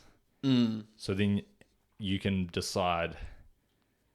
Yeah, like if this rule doesn't apply if you're a vegan or vegetarian. So like if you're a vegan or vegetarian, you don't have to experience it because you're not eating meat. Yeah. But if you're eating meat, then I think you have to go and experience it. Yeah. Yeah. I agree. Like, I do agree with it. But I think I understand without the need to go kill an animal, because for me, I feel like that would be traumatic and an experience in itself. I'm sure for everybody, but I'm sure it would be like a lot of people are probably more sensitive to that sort of stuff and less sensitive. And I know that I would be sensitive to having to have that traumatic experience. And I know I wouldn't say I know the whole procedure that goes through to get the meat into the supermarket and then I buy it, and it would probably make me respect it more, I would say. So I understand that completely, but I don't think that it's necessary to be a man to go through that. I think it's necessary to understand the procedure, and part of being a man is you should respect the meat and the death of an animal. But I don't think you need to go through that. Do you not feel, like, try not to take this as too insulting, Yeah. but do you not feel like, you know, you want to be the top dog? We always talk about, you know, like we want to be like masculine men. Yeah. Do you not feel, what's the opposite word to masculine? Without inferior. saying feminine, but do you not feel that, like, if you can't have the balls, I guess, to go and do it yourself, but you have to rely on someone else to do it? I think in our day and age that we are, like, we're much more evolved than having to go do it. If it was 1950 or even sooner than that, like, you know, and you had to go hunt for your family for meat, then I would. And it was necessary, and that's like kind of the time that we lived in. I would 100%, like, I think that would be your only option if you wanted to survive. But I don't think we live in a time where that has to be the way. Yeah. And I'm not saying that I think there should be much more humane ways in killing animals and the way that they're brought up on these ridiculous farms. And I'm not standing by that at all. So you think wild game is actually... it's definitely it's a much better way for the animal to go. The animal lives the best life. The only thing that I have with that is that this is probably one of the counter arguments. Is that animal? It's like that ethics question we had last night. Is that animal now dead because, you know, he wouldn't have normally been dead, but now you've shot him, and now he's gone. Dead, yeah. He would have lived longer potentially. For sure he would have. Yeah, for sure he would have. We don't know how much longer though, but yeah, that's one of the questions when I think about this hunting stuff. I'm like, oh yeah, that's one of the ethics questions you come across. Yeah, it's like the moral quandary of killing another being. Yeah. But then I understand it. It's easy to simplify. It's just the circle of life. But it is really, because it's like that literally is the circle of life. If you think about it too deeply, then you'd almost just like want to kill yourself, because that would be the best way you can contribute if your number one goal on the planet is to just like not harm others or not hurt others, you know? Yeah. But surely you can justify it by, say you're a extreme animal, animal rights activist or whatever. It's like maybe your goal on this earth is to do something with your life that helps benefit the lives of thousands of animals. And let's just say 100,000 animals. Let's say you save a part of the Amazon rainforest or something. There's millions. Yeah. well then surely that justifies the goat meat that you eat, the few hundred goats or 200 cows that you've killed over your lifetime to save 1 million. Yeah. I think the only thing is like there's excess meat at the moment, and then it is the circle of life, but like having this, the problem is that it's the meat that's in our supermarkets is, I don't agree with. Like, I wouldn't eat it. If I had my life, I wouldn't. If I was happy with hunting, I would go hunting and hunt it instead of buying the meat in our supermarkets. But I don't think the meat in our supermarkets is actually too bad. I think some of it is. Yeah, I'm sure some of it is, but we're definitely lucky here in New Zealand. Oh yeah, for sure. Yeah, you compare it with other countries, but even New Zealand, I'm not proud of. I think we're much better than that. I would like to I was talking to Tao about this, and it was a serious thought that still could happen. But I'd really like to go work on a farm for a week or 2 weeks. I was literally thinking before I found out that having a child, I was thinking about I said to Tao, pretty keen to use up a couple of weeks of annual leave and just head up a farm and ask if I can go work on a farm for a week or 2 weeks. You know what you should do is download World Packers, the app that I used to hostel, and you can volunteer on farms here. True. I'll definitely look into it. And you can stay on their farm if you want to. I don't know, I'm real interested by all that now. I just want to understand the process. It's good to know, 100%. And as you say, it's like a way of life. It is life, literally. And I think knowing that, I think we've just got dumber as we've got this community sort of going, and we are becoming, or what's the word? Evolution. More. Well, I wouldn't say we've become dumber. We've definitely become dumber with our general knowledge, but we're all way more specific in what we know. Yeah. So we're all specialists in our special field. For sure. Yeah. But we wouldn't know how to. If we got put back 500 years in time, we wouldn't know how to survive. If it's survival knowledge, we're much further away from it than we ever have been. Yeah. Well, going back to hunting, do you reckon you'd be able to come out on a hunt with me and be by my side when I kill the animal? Mm-hmm. But you don't think you could pull the trigger? Because that's another thing is guns, right? That even a gun is taking away that barrier. This is a bit graphic, so skip forward if you don't want to listen to this. But running up to an animal and slitting its throat while it's literally almost gagging and giving its last breath. That's pretty traumatic. Yeah, I had to do that last week. And I've fucking been thinking about it for a couple of days after, even in the shower. Yeah. It is traumatic, but just pulling the trigger of a gun. Yeah. And shooting an animal that's 100 meters away. If it's a clean shot and then it just runs off and dies.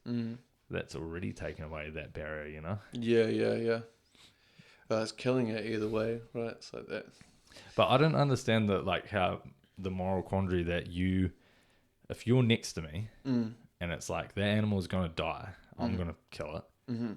So what difference is it if you kill it? Well, you're going to do it anyway. So me being there has no effect. That's the way that I see it. If you were to give the gun to me, it's you could miss that shot, or you could hit that shot. Whereas I could hit it, and you would have missed it, and then therefore I'm literally hunting and doing the thing that I'm the moral quandary. Is that how we say it? I don't know. That's what I've been saying. You've said it a few times. We'll just roll with it. Yeah, okay. The moral quandary that I get is, I think it would be very difficult for me because to process it. Because I would be in the shower for a year thinking about how I fucking chop that goat's head off. It's too much. Yeah. You don't think you'd grow as a person from going through that trauma? I don't think I necessarily need to. I think you would, but it's unnecessary trauma that I would be putting on myself because I feel so complicated about it. I would have a longer debate in my head, whereas you're much stronger opinion and you know what you feel and what's right and what's wrong. And I am too much. I would have an internal debate, and that would just create I don't know. I don't think it would have a positive effect in my life. Even if I did come out of that trauma as growth, I think it would have more of an impact having that internal debate, being like, fuck, you know.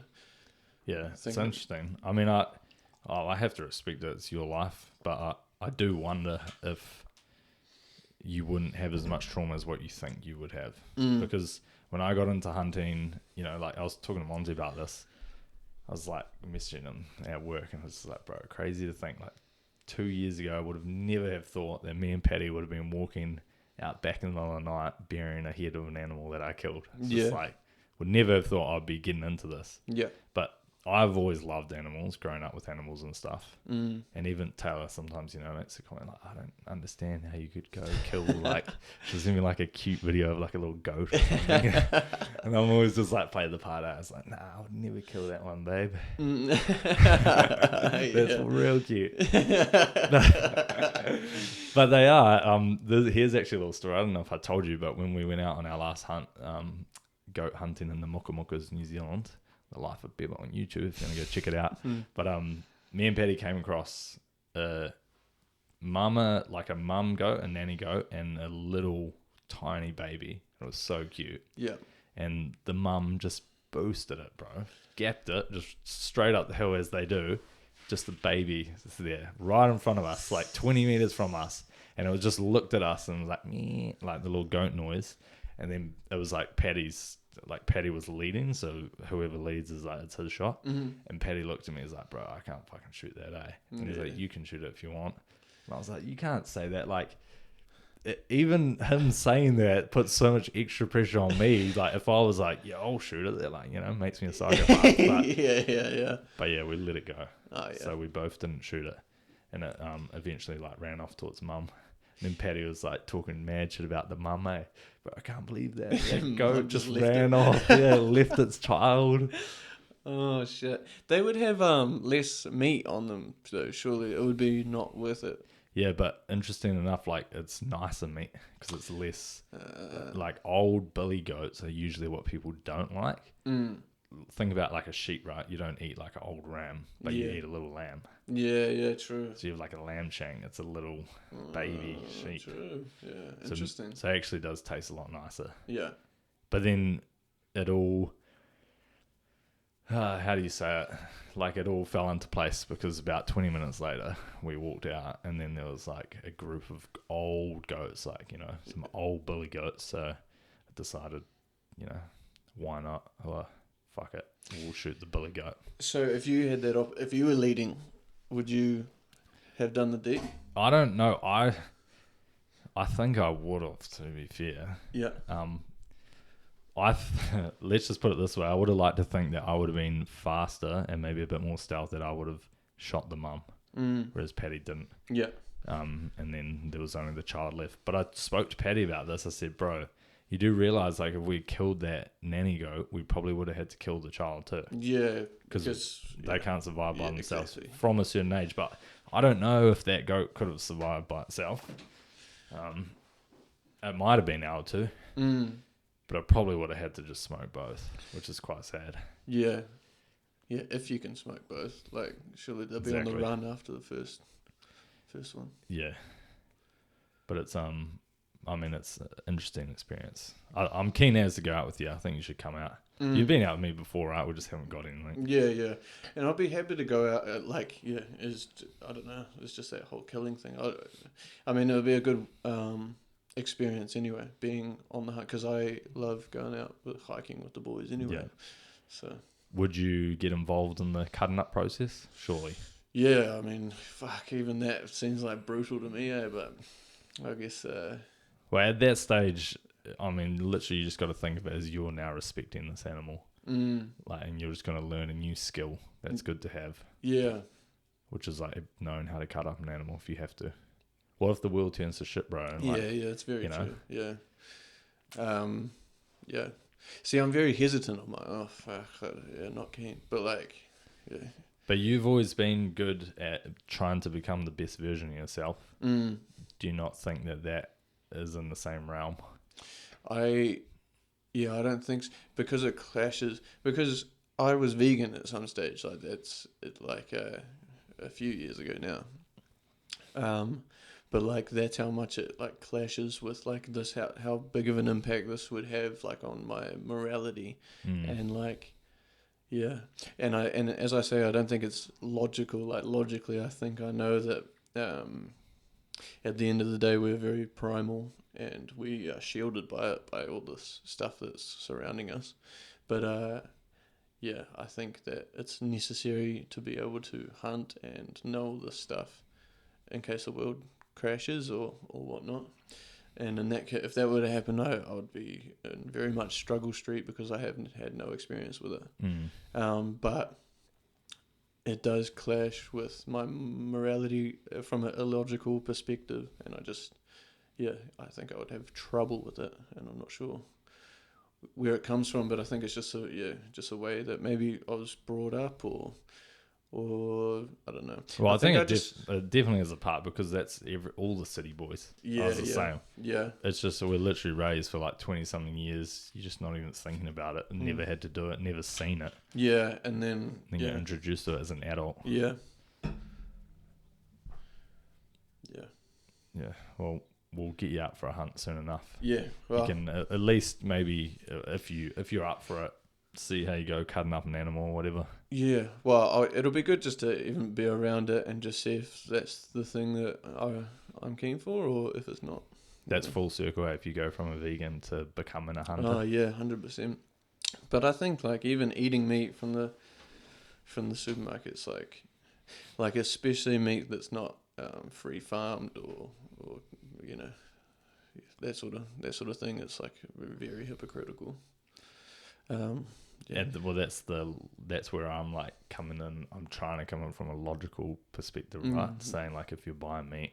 Yeah, but I think the change should happen like as like the farming change should happen where it's more free farm stuff and it's only free farm stuff. Yeah, this is where I want to find out because my perception is, especially with cows, chickens a different story, but my perception is all the cows live fairly good lives.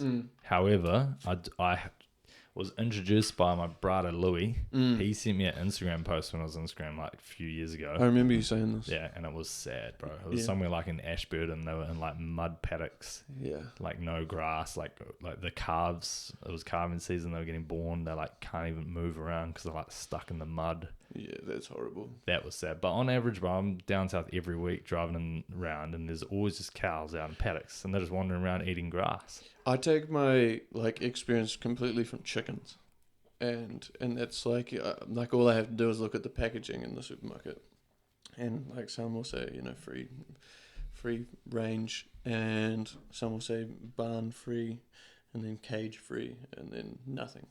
And it's like, okay, right. Well, I know what's going on here because I have to pay fucking $1 gazillion for the free range stuff. And is that what you do? And that's what I do. Yeah. Yeah.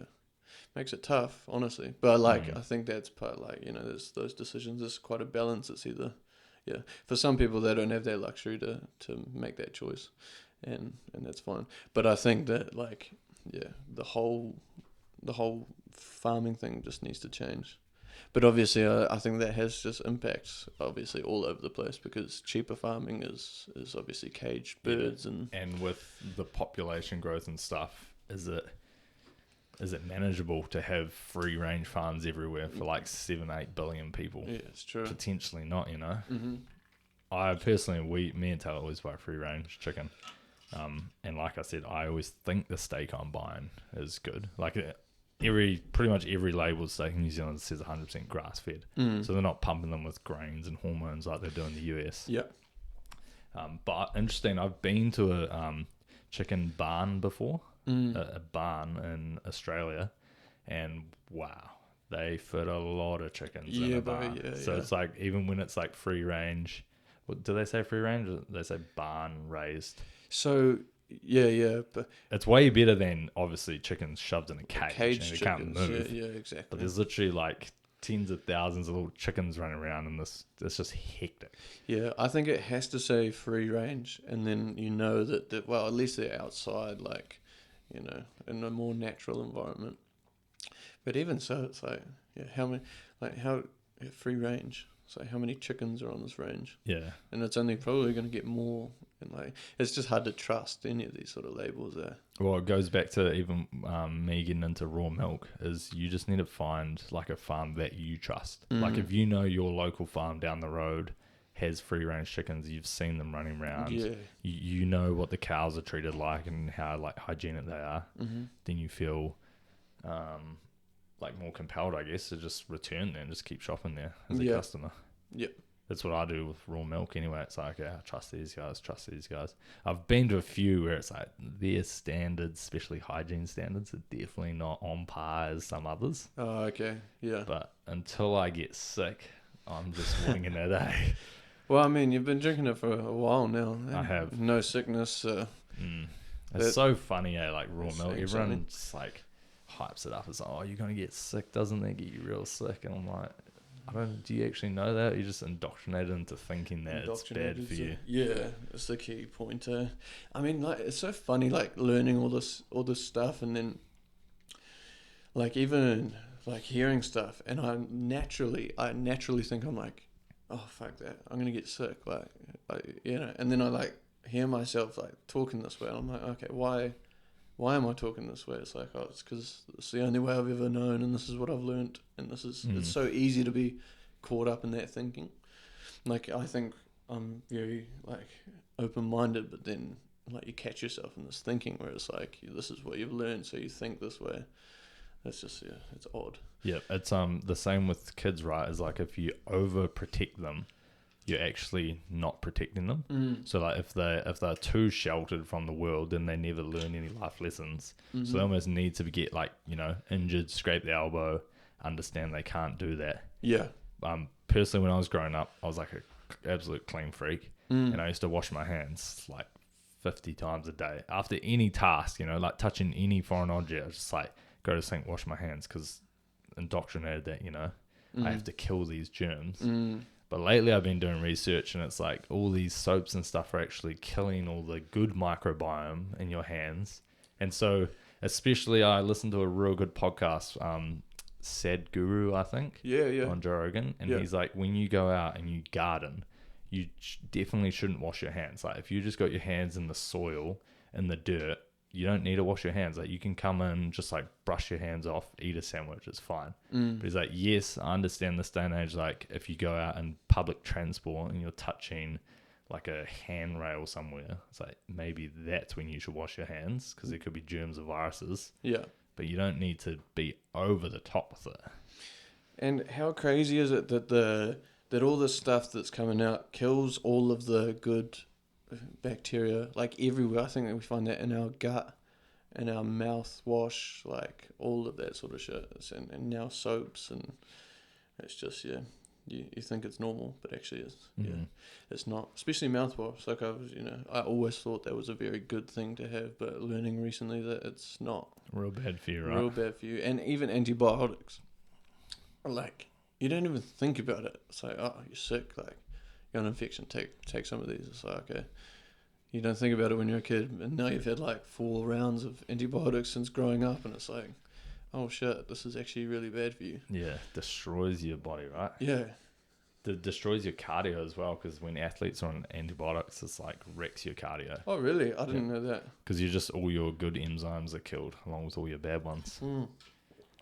And for people that don't know, when it comes to raw milk, I always go on about it, but I didn't know this until a year ago, but the standard milk you buy from the supermarket is pasteurized, right? So it means it's heat treated to kill all bacteria, good and bad.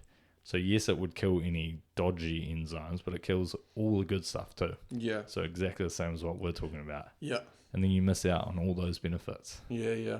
And then, I don't know, you look at our society, and I look at our society as being very sick. As in, you look around, a lot of people obese. New Zealand, I'd say we're still pretty bad, but like you look at America, they're terrible. Yeah. And you can see why, like Red 40 and everything, seed oils and like every single product. Yeah, there's no doubt about that, eh?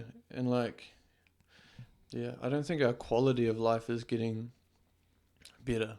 The quantity, for sure, and maybe like just the longevity, but the quality of life is not as good. Like, yeah, it's interesting that survival, like the way to survive is like just you want to survive for the longest, but yeah, the quality of the actual life itself is actually reducing. And I think that's like a lot of that is happening in America and here, especially. Well, it's actually all across the world.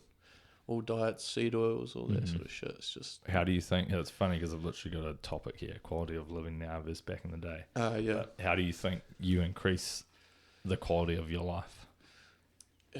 How do I, like personally? Yeah. Is just literally the basics, and that is food, diet, sleep, exercise, and community is I think a big part of quality of life now is mental health, because obviously there's a lot of bad, declining mental health rates and shit like that, or higher mental health, and so sense of community is definitely one of the things that helps with that, and doing something meaningful with your life is the other thing that helps with that. And so I think you say those things, but they're actually really hard to get right. Like they sound really basic, but it's kind of what I think is a lifelong journey for myself anyway, trying to figure out those things. I would say the hardest part from that list you said, which are very wise words, by the way, is finding meaning. I reckon that's what most people struggle with, right? It's like, what is my meaning on this earth? Yeah. Jordan Peterson always talks about it. Most people that don't think that you should seek happiness to live a happy life, but that's incorrect. Yeah. Because what's happiness? Like, oh yeah, I'll snort this cocaine and I'll be real happy in that moment, but you're not going to feel happy the next day. Yeah. It's like you got to find meaning. So I reckon a lot of people do struggle with finding that meaning. Lately, obviously, I'm having a child very soon, and all my algorithms now is full of this, but I feel like our society is definitely moving away from not having children, and I reckon that gives you a lot of meaning.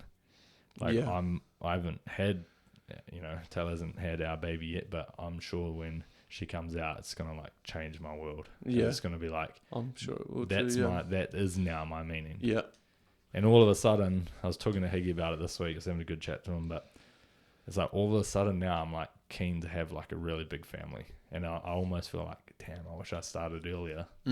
Now that it's coming, I'm like, I want to get it done and have like a big family, but I guess time is not your friend when it comes to that sort of thing, Yeah. What are your thoughts on that? I don't know how. It's interesting that you say that we're moving away from having kids. Can you explain that a bit more? Like, what sort of algorithm or videos are popping up for you that? So the algorithm is like, how do I say this in like a non-racist way? But the white man is like not reproducing, and if they are, they're having 1 to 2 kids. They're waiting until they're 30 because they're just living for the weekend, partying, whatever, and then like you're 30 rolls around, especially for a female. It's like all of a sudden, oh shit, we have to have kids. We have 1 kid, and then you go to different cultures, like a Muslim culture or Jewish, whatever religion, brethren, even Samoan, and they are getting married young and then having like 10 children. So I went to antenatal class today. That was the experience.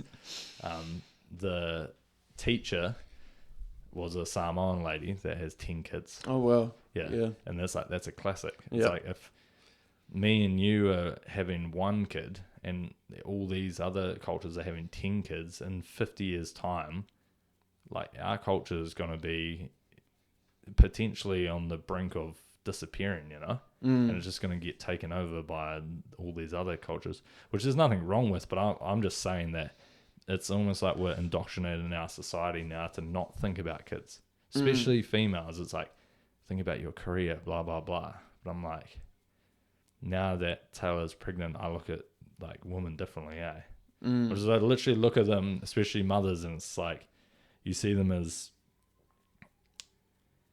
I don't know, I guess just like it's amazing what a female can do. Like it's amazing them having kids.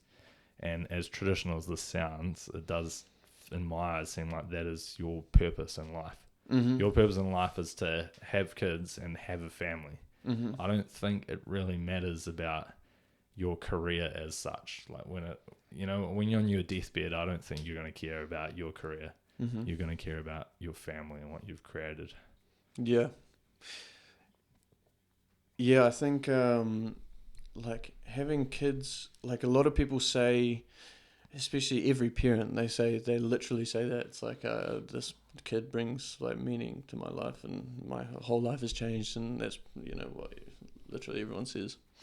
And they probably say it a lot to you. I would say that your life is going to change, and I think that's true. I don't know. I feel like I think a lot of people are still having kids. Like back in the day. Let me think about this. Back in the day, probably I think the idea was to have a lot of kids actually. Well, most people back in the day would get married young and start having kids young. Yeah, but I think having one kid is like. Do you think that it brings more meaning having 10 kids as opposed to? No, I wouldn't say more meaning. So yeah. But I mean, personally, I've talked to Taylor about this. It's like, have you ever met anyone that regrets one of their kids? Like, have you ever met someone that has 4 kids? They go, I really regret having Johnny Boy at the end. Yeah, it's yeah. like, nah. Like Elon Musk and his buddy. He's got like 13 kids or something. Yeah. But I don't know. I don't think he regrets having any of them. Yeah. It's just like how cool. I think how cool would it be having, how much do you love your sister? Yeah, too much. It's just like and your brother, but it's like how cool would it be just having more of them? Yeah. It's true, actually, very true. Like I honestly think the more the better, in my opinion. I joke to you boys about like starting my little Gloriaville village out in the Watts, but I reckon if you can support it, if you have the financial ability to support a big family, I'm all for that. Yeah. I'm definitely not against it. I'm definitely for it as well. And I think that's where career and stuff comes in. You need to be in a good position to be able to provide for that family. Like, although it doesn't bring meaning, it's kind of like a sub. Like, it completely could be irrelevant if you can provide for that family, but the career is a stepping stone to be able to provide for that family. And like the financial, you need stability. Yeah, we've talked about that a lot. It's one of those things. Lots of people get stuck in an office that they hate in an environment, but I mean, money is really one of those things that you just can't ignore, right? Yeah, exactly. Yeah, money and health. Yeah, but yeah, there's some people that get stuck in their office and then will treat it. They only get paid so much and they work very hard and extra long hours for no money, I think this has come up a few times where it's like a few NPCs that are just like... That's like, not the way of life. Yeah, I think, I'm not going to tell anyone to live their life a certain way, but to me, that would be an incorrect way to live my life. Yeah. I fully agree. It's weird because if you're working hard towards something, I can understand it. But yeah, if you're just working hard endlessly at a big corporation, especially because you're probably not going to be like identified as an extra hard worker, then yeah, you just got to go get a hobby or like find other things to bring meaning into your life. Yeah, exactly. How cool would it be though, owning a business that was your passion? Yeah. Is it possible?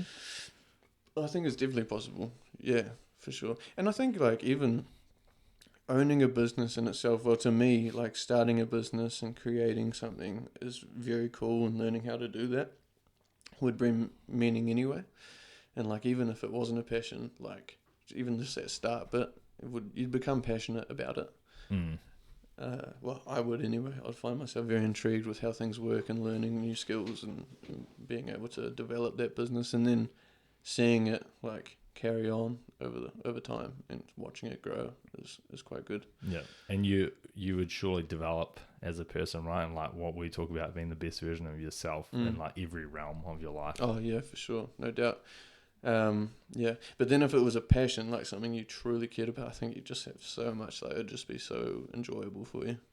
Yeah, the only reason I asked that is I just feel like if you're forced to do something because it's work, like could you run the risk of turning it from a passion into work? I think you definitely can. Like, it becomes more of a chore than something that you enjoy, right?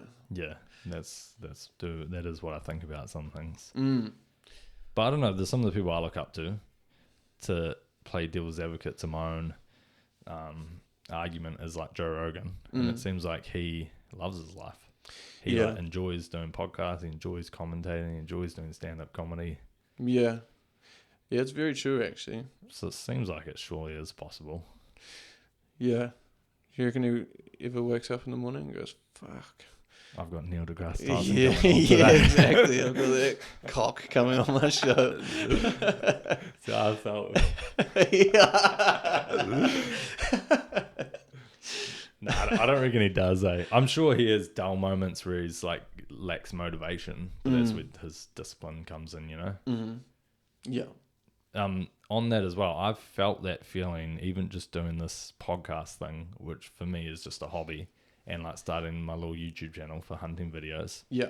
But it's like freeing almost. Yeah. Yeah. Like, even though I'm making no money from it, it just feels like I'm in a way like trying to do something with my life, you know? Yeah. And in this case, I just saw it as a cool hobby to, none of the boys have been on podcasts. We all listen to podcasts all the time. Yep. And it's like, why not have this environment where we can be undistracted, which is what we talked about earlier, and just have good yarns with the brothers. Yeah, exactly. Which is like a lot of the time what we do anyway. So it's, it comes pretty naturally. Yeah. I think, again, just growing, like doing something creative and just something outgoing that you'd never done before. But again, it's like a little project. It's like something that you're just developing yourself, and again, it's something completely new. I think that's one of the important things is like admitting that you know nothing about something and then building from there. It's such a strong point because you're so open to learning everything. Like, I think if you go into something like half thinking cocky or I know, you shut yourself off to certain doors and certain learning experiences. And so with something new, you have a complete blank slate and you're just wanting to learn everything. And while watching it grow, it's like another positive. Even Dill was saying that to me that with the podcast, because I fucked up quite a few things with the first one with Monty. And I mean, who knows? Oh, we've already found out that I fucked up the camera in this one. Yeah. But he's like, nah, but imagine going back and looking at episode 1 and say you get up to 100. So imagine how much better you're going to be. Yeah, exactly. Yeah. That's such a good point. Yeah, with everything. But also the cool thing about doing a podcast is I reckon surely, even if I suck and I get one listener every episode, which is the guest listening to himself on after the episode, it's like, surely I'm going to get better at talking. Maybe I need to work on my swearing. Maybe I do need a swearing jar, like you said. I reckon you should get a swearing jar, yeah. I noticed earlier, I'm getting distracted now. I noticed earlier in the convo, I was like, how the boys always use this word, which I'm just going to say, but it's like cunts. Yeah. Like, I just say it as like, oh, he's a good cunt, or this cunt, blah, blah, blah. Yeah. But I said it early on, and then a thought came to my mind that, like, Nana loves you. Like, and it's like, I can't send this to Nana to, like, listen to, like, me and Elliot's convo. Yeah. Because I'm, like, dropping these swear words. So maybe I should watch myself, eh? Yeah. Yeah, I reckon that'd be funny. Like, I think if you get everyone bringing a bag of $20 worth of coins to your podcast. Yeah, that'd be a way to get paid. Yeah, I doubt. We will wrap this up soon, but tell me, you've just got a new job at Air New Zealand. Yeah, I haven't been offered the contract yet, but I'm very excited to start there. They're shuffling things around. They'll send it to me hopefully in a few days. Do you know what your role is going to be? It'll just be customer service, helping people. It's more like a much more interactive role than sitting at a desk. And like the old in New Zealand, you go up and people just like give you a ticket or whatnot, ask for their name while sitting in a seat. But lately, like especially at the smaller airports like Tauranga, Rotorua, there's like people just standing up and walking around and helping people, and I assume that's what the role is. Well, that's what I've applied for. Right. And so it's a much more interactive experience, and I feel I'm very excited for this role. Right, I didn't realize that. When you were telling me earlier, I just had this feeling you were in like some weird office taking calls and stuff. But Oh, no. you're actually, when I go checking my bags, Yeah, you're bro, the dude rolling around. Yeah, just helping you out. Bro, make sure to wear some gloves, eh? Oh yeah, receipts. Yeah. Oh, especially boarding passes will be made of the same stuff. I assume. Boarding passes and the bag tags. I can't wait to rock up on my first day with a pair of gloves. Your purple latex gloves. Yeah, shit. Bro, ever since I found that out, fuck, it makes my life more difficult, eh? Oh yeah, everything does. I'm like pulling my sleeves up, trying to get the bag tag out, and then you got to pull the sleeves to stick them together, but I can't touch them, so I'm like using like crab arms trying to do it, and like I always see the chicks just looking at me, going like, what is this dude doing? And I'm like trying to like rub them together to stick them on. That's wild. Yeah, the things you do, eh? The things you do, and I think you just it gets harder and harder as we get older because we keep learning more shit. Yeah. Did I tell you about the band-aids? I posted in the chat. That was something I recently learned. Yeah. There's lots of forever chemicals and band-aids. So it's like you get a cut and then you think you're doing the right thing by protecting it from infection, and then you're literally putting like forever chemicals straight into your bloodstream. Yeah. I mean, it's wild. It is wild. I don't. My mindset of it is health is very important, and you just have to like pick your battles. Like you almost have to prioritize. Okay, like I personally prioritize fluoride not being in my water, so I don't drink tap water. I personally prioritize seed oils, red 40, artificial food colorings, and like plastics, phthalates. Yeah. Everything else is not as priority, Yeah. Like sugar, I know it's bad for me, but I'm not as worried, because imagine if I'm like checking the labels, like can't have any sugar in this. Like, yeah. It just makes, is that going to affect the quality of my life, It's that weighing balance. Obviously, I want to be healthy to live a long life, but if it's going to affect the quality of my living, like, what's the point? Yeah, exactly. Like, especially if you're always like worried about what's got what where, it's tough because you're consistently taking up your time with, especially if you haven't got like routines in place, and it's something new that you discover. If it's easy enough, then fair enough. Like you want to be prioritizing your health, but like for me, my priorities are seed oils now anyway. But receipts, like I would try when I can. Like I would never touch a receipt, but when it's inescapable, like this, you just got to do it. Like this job, it's like okay, like it's part of. See, I would argue with the job thing. All the studies are literally on the occupational worker. That's the people that get affected because you're touching it so often. Like you're touching like 100 a day. Yeah. Well, maybe I need to rethink that and look at some alternatives. Literally, just like clear gloves or something. Yeah. Clear gloves. But who? Like, I mean, obviously try it out. I don't want to spook you, but you might not even be printing out and doing that for people. Yeah, exactly. Like how many? Well, I feel like there'll be a lot of tags that get left. I don't know. They usually do it themselves. I usually do it myself, but I have noticed when people are asking for help, usually they will print it for them. Yeah.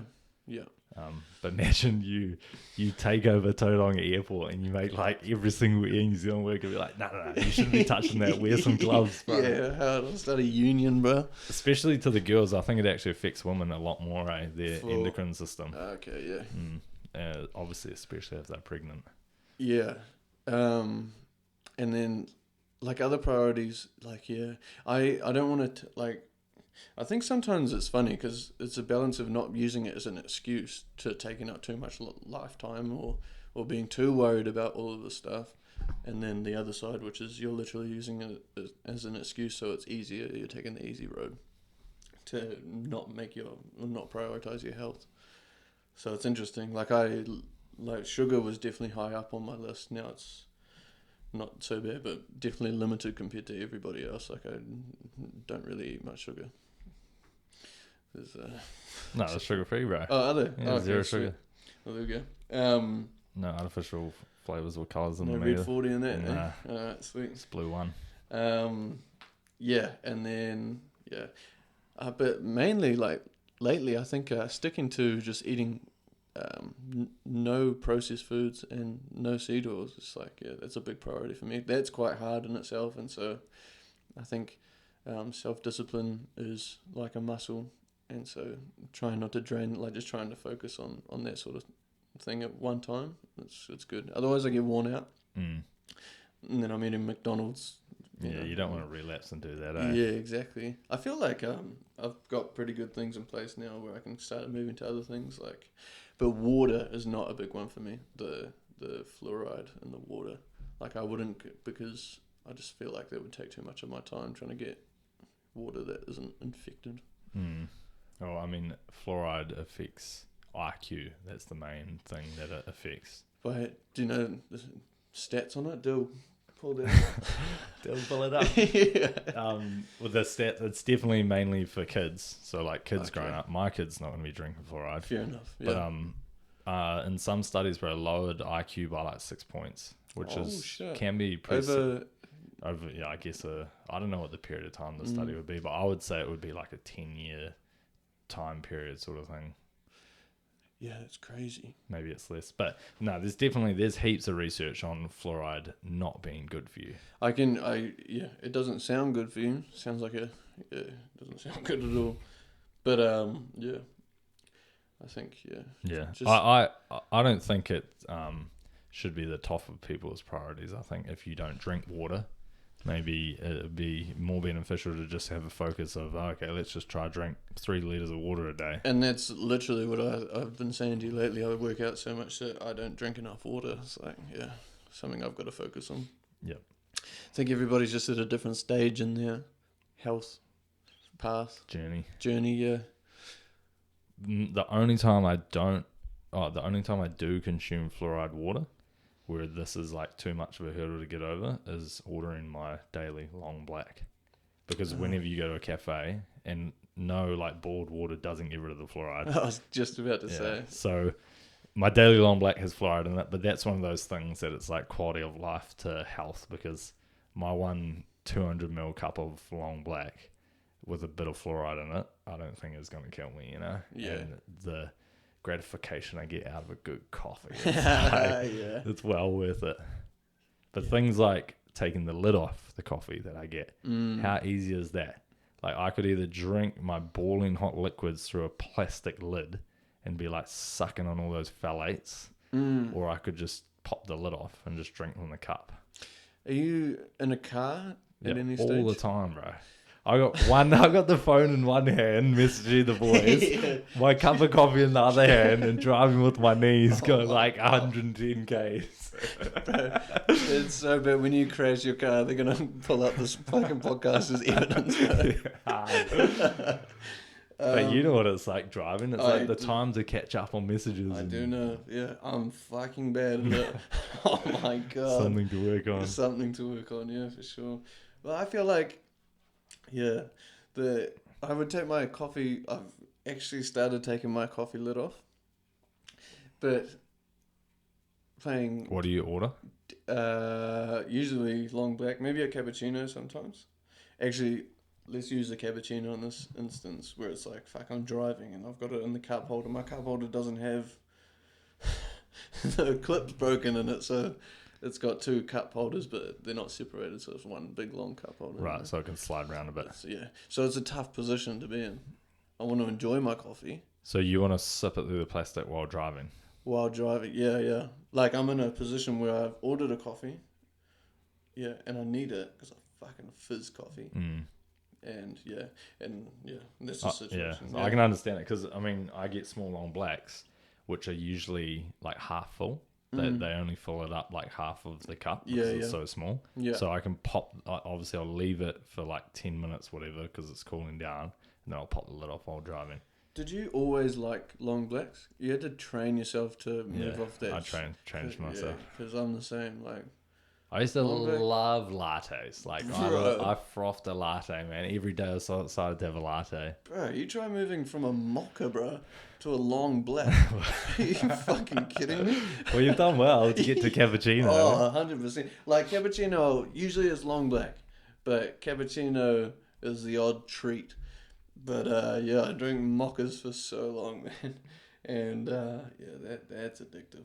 I miss a good mocha. I was thinking about getting one this morning. I haven't had one for like 2 years.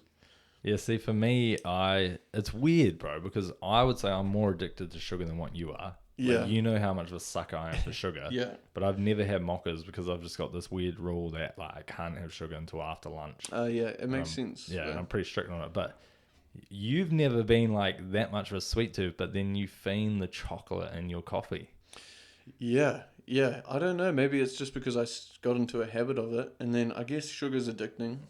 Yeah, it definitely is. Especially when you wake up. Like if you have it the first thing you wake up, it's like a coffee. Well, that's what I find. As soon as I have my first bit of sugar, I almost can't stop. Yeah. Which is why I'm just like protein in the morning, just like eggs and Greek yogurt or whatever. Yeah. And then I'll have lunch, another solid protein meal, and then after that, it's like the sugar-coated lies come out. Do you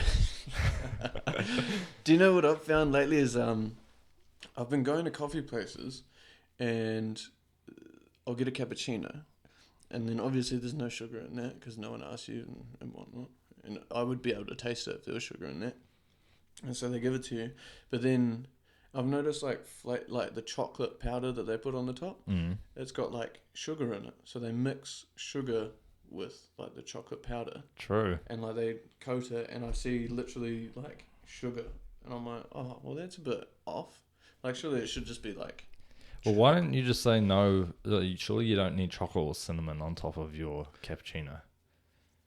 Yeah, well, that would just make it shit, wouldn't it? But it wouldn't though. Like, yeah, surely no, not. But like, I don't know. I enjoy the chocolate powder on top is literally like a little fucking cheat, like just a little Spike to your dopamine. Just a stretch to that, other side. Yeah, it's interesting. I reckon though, it's coffee is the main thing you're addicted to, is the caffeine. So like, I've just trained myself now to drink long blacks, and now I look forward to a coffee just as much as I did 4 years ago when I had my lattes. Yeah. Like just as much as forward to my long black as what I did lattes. I don't know. I feel like I'm in a midpoint where I'm like, I enjoy long black, but I just love the taste of hot milk, I don't even enjoy a long black. It's like, fuck, I'm drinking this for the caffeine. This is shit. Yeah, it's weird. But I reckon if you were disciplined and you had that for a solid like 2 weeks in a row, long blacks, you'd probably be like on the long black path. I've definitely done it, and I've been on the long black path, but then, like obviously go back onto cappuccinos for a bit, but then switch it out. You relapse. Yeah. Usually, like when I'm watching my weight or I'm trying to lose weight, I'll be drinking long blacks for I'll just make it'll be like no more cappuccinos, because that just easily adds a few 100 calories to whatever you're eating. That's why I converted to long blacks. One, because like a little bit lactose intolerant. But two, I had my huge phase of fasting. And if you drink milk, it breaks your fast. Yeah. Whereas long blacks don't break your fast. Actually, yeah, that probably is what got me onto the long blacks too. The fasting. It's interesting.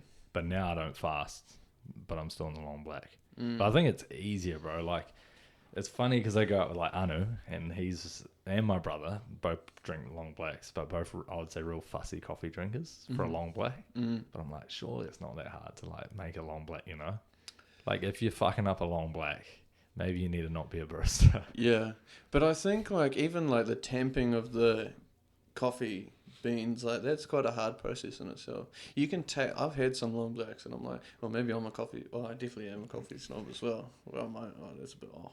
I think, well, Anu was telling me, because he used to be a barista, I think there is like a proper way.